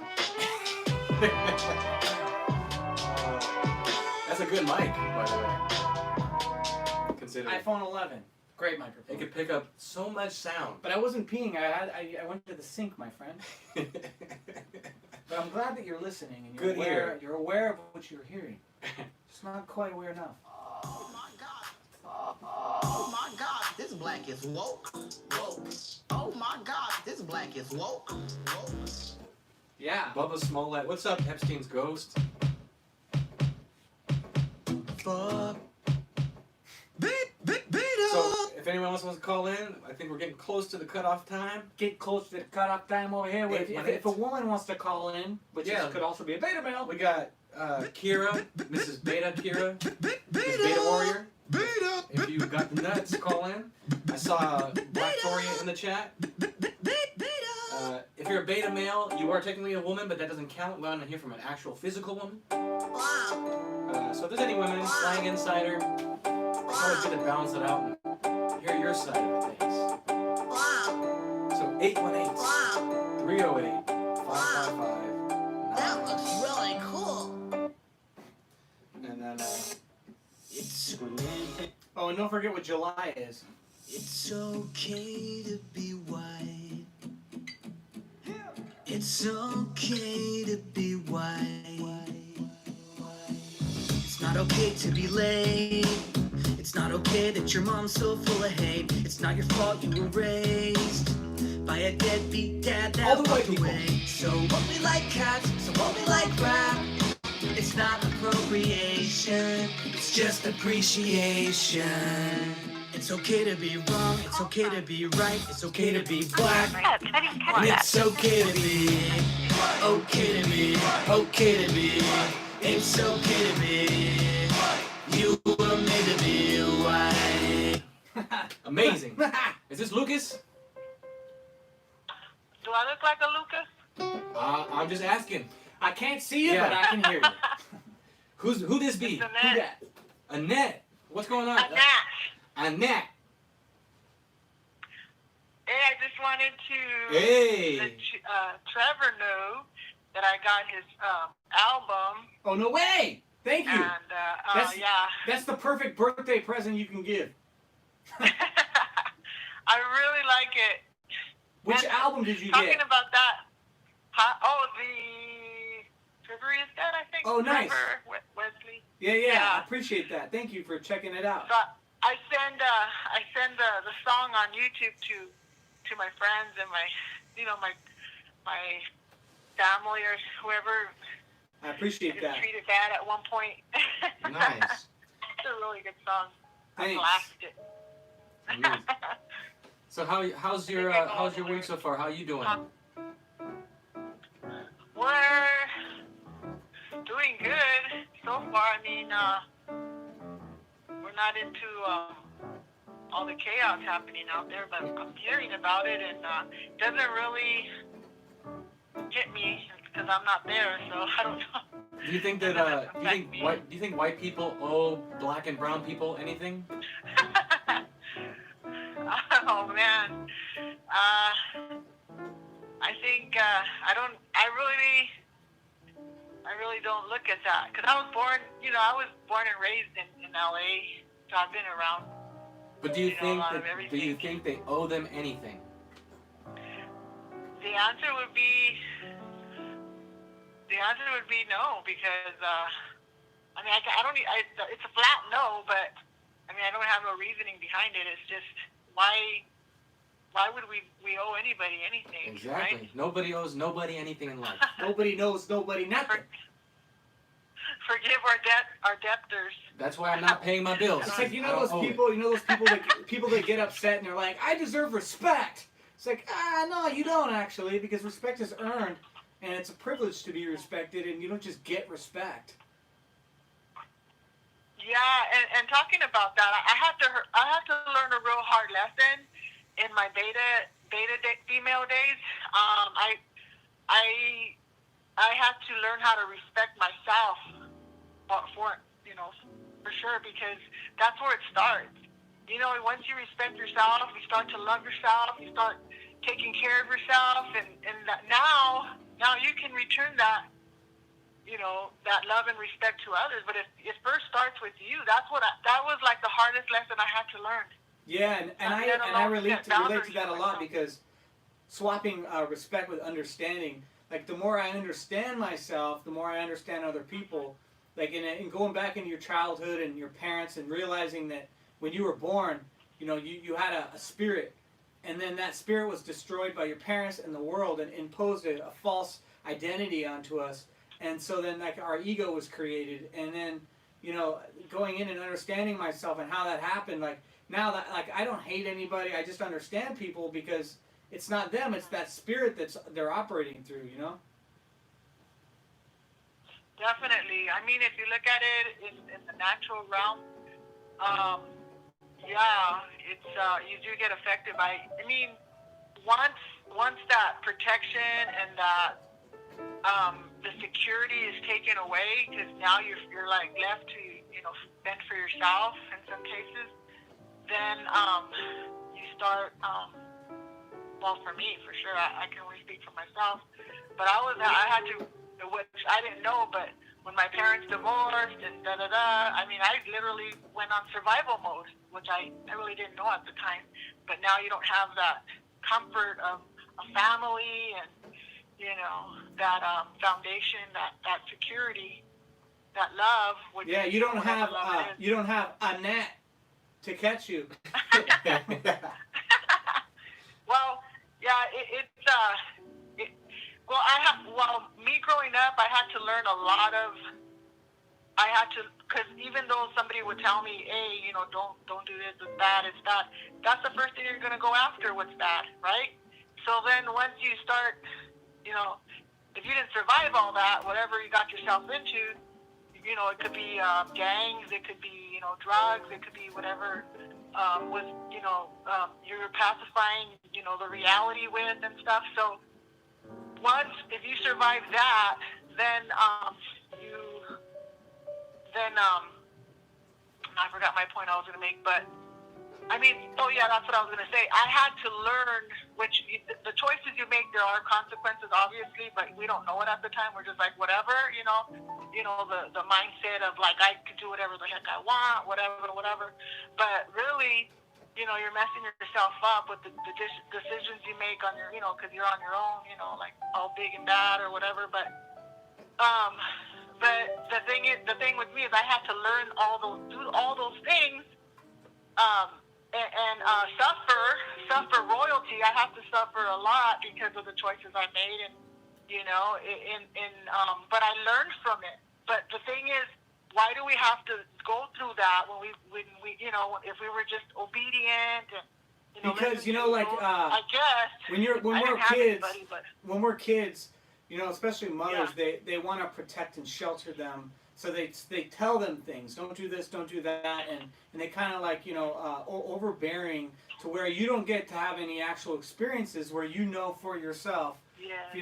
Whatever it is, and starting at a young age, and then you grow up, like you said, and then you're out on the world, and the world hits you in the face, and you got to take on things, and you don't know how, and all you're equipped with is what your parents told you. Yeah, you're a slave. And you believe it just because they said it, so everything that they told you was imposed to be your identity, so you're operating as what they would think, what they would say, as opposed to just something that you know for yourself.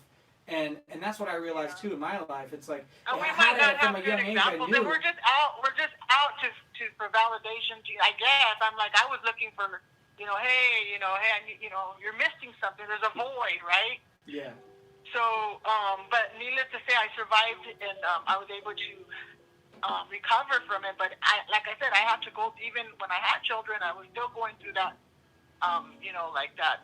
Fallen state, how Jesse puts it, right. Where I was still low self-esteem, and because I didn't love myself. I didn't care who Annette was. She was just a nobody. Like, and I didn't have, even though I was married, I was going through all that stuff. And it's not even that you whatever. It's not that you lack self-esteem. It's that you were judging yourself, and I'm sure you were also judging your husband and your children and anybody that would cross your path.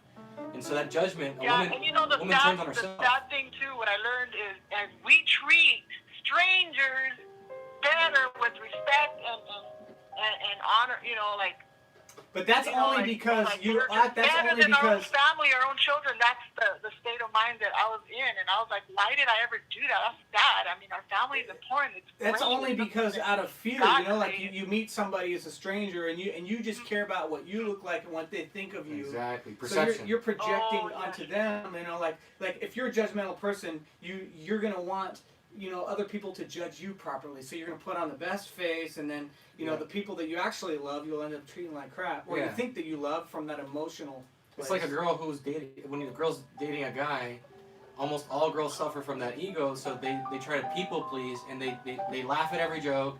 They try to force compatibility. Chameleon. Yeah, chameleon, and that's what was happening. So now that you've now that you are observing yourself and seeing how much you caused your own suffering because of your ego, what would you tell other women who are, reaching that midlife crisis area where they are still suffering from the ego? They see the way to go, but they just can't let that ego die. What would you tell them so they don't end up 40, 50 years old with just their pets as children? Yeah. What would you tell them? I mean, I was the way because I was going through my marriage and going through a lot of stuff, and because of that, thinking like my anger was going to get back at somebody when my husband would do something and didn't treat me right. Oh, I'm just not going to talk to him, and I'll make him feel like the way I do, and just be mad, and and how pissed I was with him, but in the doing that, it caused me to for him not to do what he's supposed to do. Like, I was doing him a favor. If you're pissed off at somebody, why would you do favors for that person, right? I was like, not because he didn't treat me the way I wanted to, and just things women need to overcome, So once I figured, and that's because I was still not putting myself first, like thinking, hey, Annette, you're beautiful, and I had to like. Well, I don't think that's the way to go either, though. When you feel that, because something really, how should I say? It could be a bad spirit just consumes you, and then you're like in this emotional state, and then you're like, oh, what's going on with me? Oh, so, and then you react to that. Really, you could just use it and just say, okay, I feel it, it's coming on. Women go through stuff. If you didn't know about women, we're receivers. We receive, from, good or bad, we receive stuff, right? Right. Women don't have love to give. They receive love, and that's how it passes we're through them. Receivers. That's our nature. We receive. And some women are wide receivers. Well, yeah, I get it. Yeah, they are, but the men take the bait, right? So I was trying to get to the point because I'm a woman and I know what's up. No, I'm just kidding. It's just, confirmation for yourself, because I would have to say, I would have to remind myself, hey, you're beautiful, and just confirm, and because then you start, and it's not a conceited thing. It's not, like pride or whatever. No, it could, it can't be ego either, because that's you don't want to be like, oh, I'm better than you. I'm a woman, whatever. I don't know how women. Pleasure and pain are equally problematic. Like if you burn your finger, and then it feels good to quickly put it in cold water. If you didn't burn your finger first, the cold water wouldn't matter. So like complimenting and affirming yourself, it's all to counteract pain or whatever. Yeah. When it's really just an illusion. I think it's just like, because you're not expecting it from somebody. You gotta look within, and you gotta say, hey, there's some, although things happen to you, I'm not gonna dwell on that. That's, because I could tell you that my dad deserted, his family when his children were my siblings, so I had to come to know that, when I got older, but then thankfully I didn't judge him for that, I'm not gonna, but I still have a sibling that does say, oh, well, still living in the past, and all I could do is be a listening ear to her, because she's not gonna, it has to be, her to come in. I can't convince her to think otherwise. I would just tell her, looking at that with your father, explain what I did. Looking at your father like that, looking at the way your dad, like how you framed it, that he deserted the family, it's also that's still kind of stroking the ego, because you have to look at it fairly, which is your mother also drove him away, and to mention those both at the same time is more important than just saying he left you. I can see it now. I definitely can see it in a lot, like now that I like I could see it in a lot of circumstances, situations where people talk about. I'm like, wow, I can see like more than what the eyes, because we're just, Jesse is showing us more than what the eyes meet, right? Because we see further than that. We don't like literally, spell it out. We just know, because we know what's going on behind the scenes because of the relationship, with the mom and what the families now, Yeah. and it's causing especially the men, I would think, and the children, to be rebellious, because it's the generational curse or sin or whatever. Well, it's the problem is Instilled women in them, are because I could willful. say that about my mom. Exactly. The problem is That's because She's willful to talk. you're I think you should be more hesitant to pay yourself compliments at all. You should have no opinion about yourself, neither good nor bad. Just Yeah, be. I think it's because I didn't have someone, I guess, to I don't know, because I didn't want to be down on myself. I didn't want to be depressed. I didn't want to be like Those are just like thoughts. hatred It's not towards real. others. Yeah, So I but- have to start with me. Yeah, but I telling have to- yourself I have you're to start, telling yourself you're like, beautiful. loving myself as a person. But telling yourself you're beautiful doesn't fix that. That is the same. That is Yeah. just as bad as being It depressed. doesn't, but at the time, the women could be going through stuff at the time, and because I confirmed, like, because maybe I needed that from my husband, and he didn't do that. No, And you I didn't. had to, You like, didn't need reaffirm that. myself. No one needs that. A woman does not need to tell herself she's beautiful. Yeah, I guess you're right. I mean, I don't mind being ugly, I guess. No, see, that's that I ego could be again. ugly and I could still be. No, it I could doesn't. be the same person. It doesn't. True. The It's reality I could be the same person. is that like the world wants us to think that we are somebody, that we have a purpose, and that we're meant to do something, or like I'm not saying you're not beautiful doesn't assume that you're ugly. It just means that you're in the present moment, like, and you're not in your head thinking, because a thought told you that you weren't beautiful first, and then you had to tell yourself that you were beautiful. When it sucks you in, it's like a reaction to that thought. When reality is that you're just a being I think that maybe you're it was just observing something life. uplifting. Yeah, When my husband, he was because I had to change my life. I had to, do things to, like go to church, serve God, and put Him first, and things like that. So, I would, bank on the scriptures. I would, bank on it that God already made, according to my husband, because he wasn't where I was at. So I was just banking on the scriptures, saying, hey, God already made everything beautiful in His own time, and I had faith that that was going to happen, and it did. So you see, God can make things beautiful. Things like my husband being saved, and turning from his his sin or whatever, his wicked ways or whatever, however you want to say it, or repent of his sins and turn to God and serve the Lord. But it wasn't me. I wasn't telling him to do that. Thank God that I already knew, because what I had to do was change me. But So you then can't change yourself. That's another lesson I have to learn. You can't change nobody. I can't change my husband. You can't change yourself. Now we think we can do that because that's our mental state, that we think we can change people, and that's the lie right there. But you can't So change once yourself I either. allowed the Lord to change me and to make me a better person, and People then He people just often think followed. that if because they can pretend God, that they know God, but as long as we're willful in the world, we're never going to be able to know what God's will is. That's why I know it's important to just be an observer and just be present. Yeah. And That's like right. looking back at my childhood or anything like Be a that, I nobody just in a realized it nobody was all a world. lie. It was all a lie, and that's all I'll that just be matters. a I don't need to nobody. fill in the blanks and create a whole new story for myself. I don't mind being a nobody. I think I'm a nobody, so I'm okay with that. But Yeah. I just I don't know how else to, when somebody is in that state, and you just live, because we're called to exhort, strongly encourage, to edify Who's we? one another. And No. and so we don't know what to do, the steps to do that.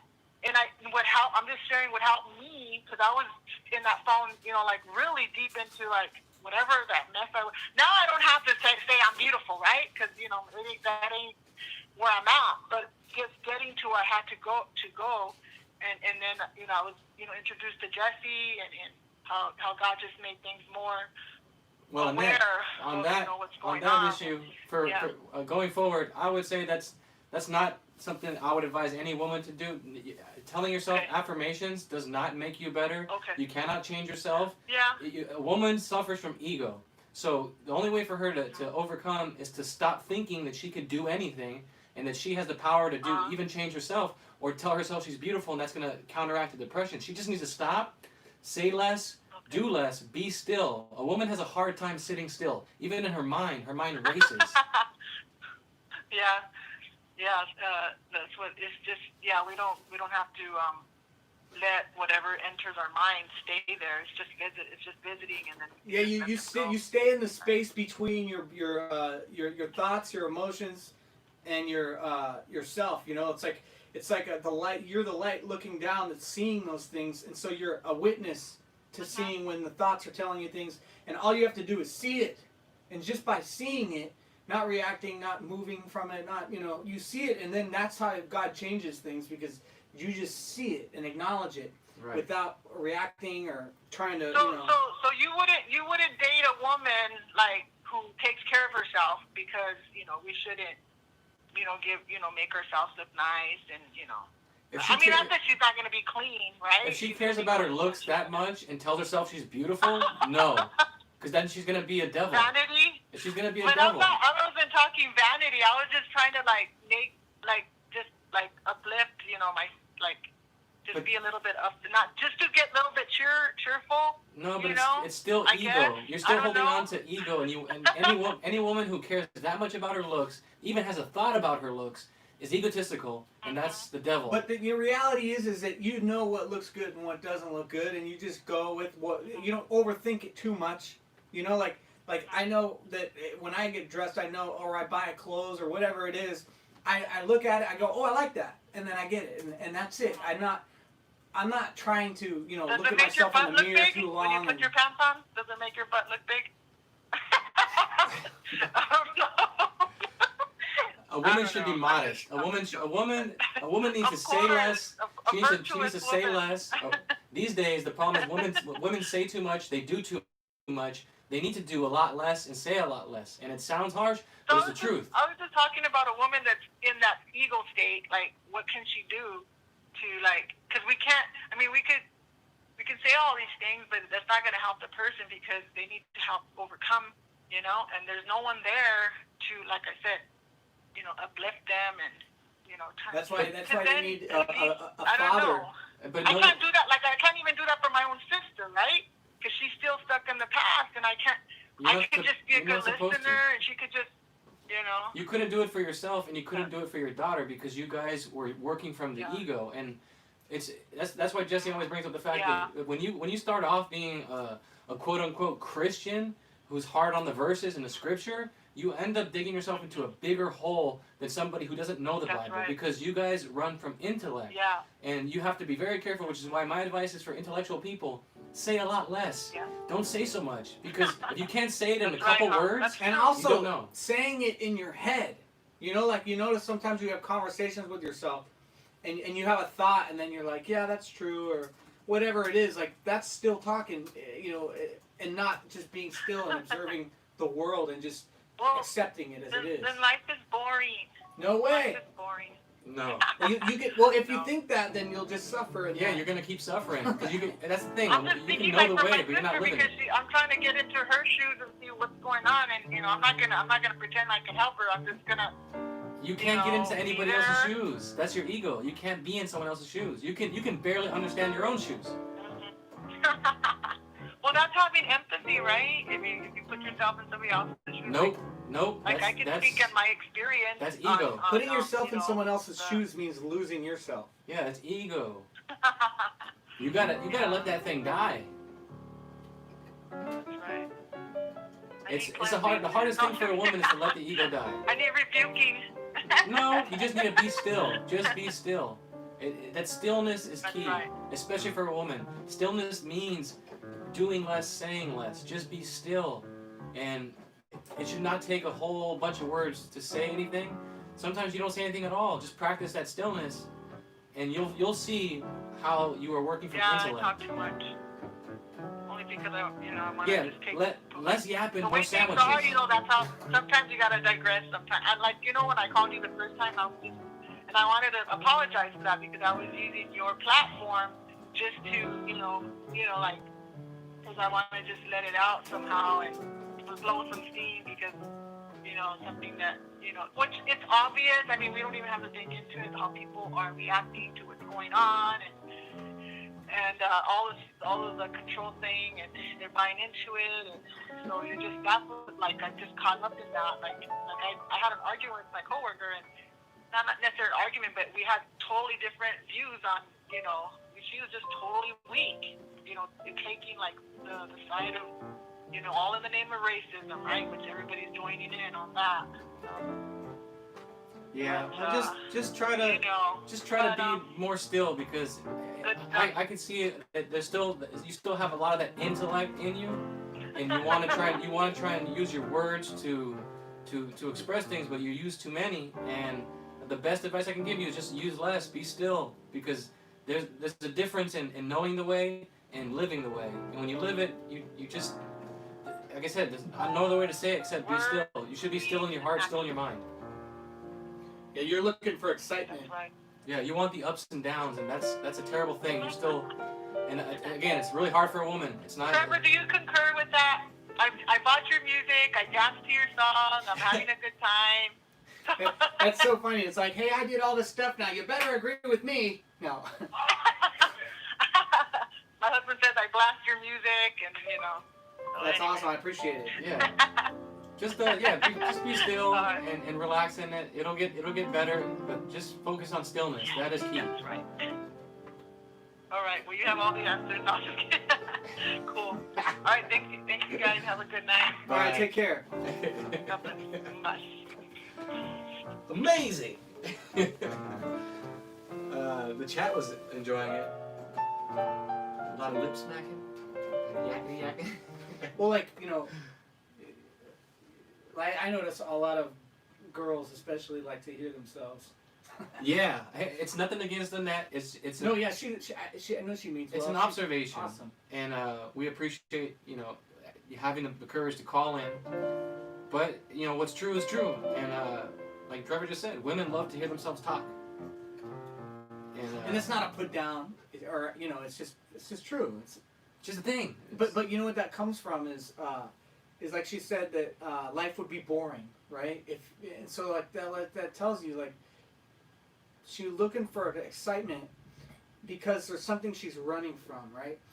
If you can't be still in your life, then you're running, you're moving. Right. You're looking for a roller coaster. And I think of it like in like networking or something. Like I'd go to like a club or like a gig or something where there's all these people around. And I used to feel like I needed to move around the room to meet everybody and shake everyone's hand. But then, like, I realized, like if I just stay in one place, everyone's going to come to me.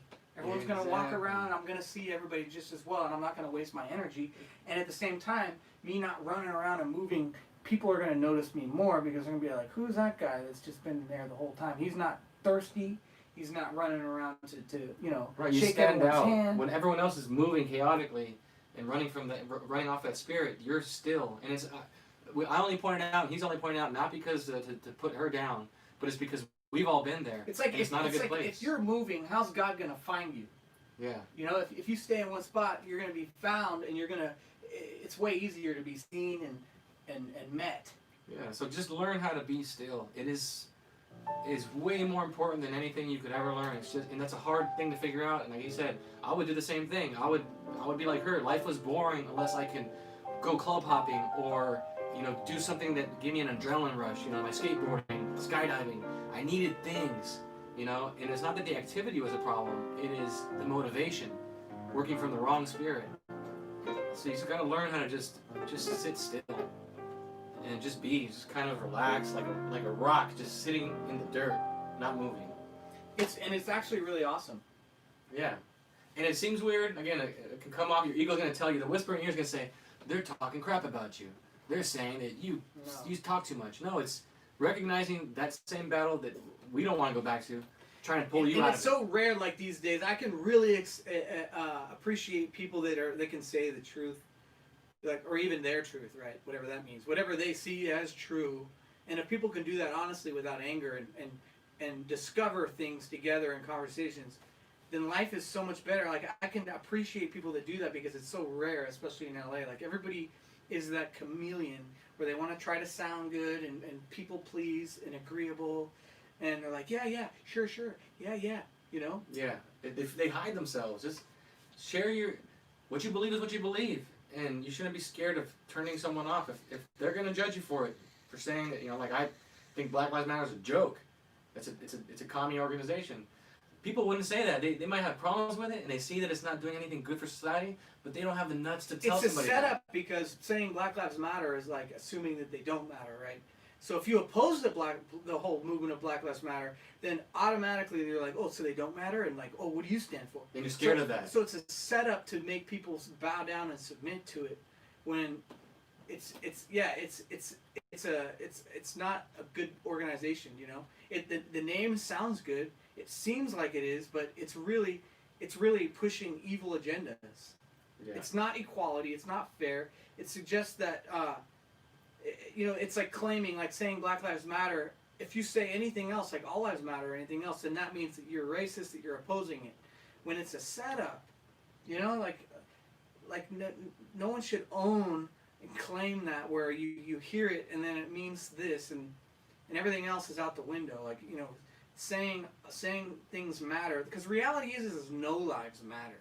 I mean, really. Yeah. You know, like the universe doesn't care. No one's important. Exactly. Like who says who matters? You know, like we have that emotional attachment to things. You know, our family and everything. We have this love that of course we want to. You know, we don't want our family to die or anything. Who matters more, a crackhead or a newborn baby? You start to do those comparisons. Are you gonna say they both matter? And the truth is, you know that you would save the baby over the crackhead, or the thief, or the murderer. Are they equivalent? That's I don't know if you would actually. There's millions of babies murdered every year. But the idea is, like, people who fall for that argument like to think that it's because they're a good person. Well, if you're a good person and you had a choice to save the life of a murderer, a serial killer, and save the life of a child just by saying yes to either one, you would choose the innocent baby. 9 times out of 10. I don't know anybody who's crazy enough to do it, but the point is, nothing matters. You can find an example that would shut down your argument, and you'd have to be like, well, I guess you're right. That guy's life is not as important. But it's like he says, nobody's important. Yeah, that you're playing God, like, you know, it's like in a moment you're gonna do what's in front of you, and that it's like a hypothetical. You know, you can't say what I would or wouldn't do until I'm in the moment and I'm led to do something. Exactly. Just be a rock. Less yapping. You know, it's a good for you. Black Toria gets it. She's getting it. She can take the sandwich hit. But I think that's pretty good for the night. I hiked like 3 miles up the mountain, like 3,300 feet up to this mountain. So my legs are killing me, but it felt great. Took a 30-pound rucksack in 100-degree weather. But any closing statements, Mr. Wesley? Nope. Amazing. Have a good night, everybody. Be well, be still. Less yapping, more sandwiches. Life is beautiful, even if it's burning down around you. It made me think of, like, you know, when she said that I have to tell myself I'm beautiful. What does that mean? Because, you know, beauty is subjective, right? Art is beautiful because, you know, what makes something beautiful is that there's room for interpretation. You know? Right. Like if something is, it's trying to tell you what it is, it's like there's no room. But if something is open where, you know, it's all in the eye of the beholder or whatever they say, you know? Yeah, I don't walk around telling myself I'm handsome. I don't even think about that. Well, like, yeah, it just doesn't matter. What's beauty really comes from your soul and from it when God's light shines through you. Because, like, I've hung around, you know, like someone, you know, say you work with somebody, right? And you got to know them because you worked with them. But you might not have gotten to know them if you didn't work with them and you just saw them walking down the street. Maybe you weren't physically attracted to them.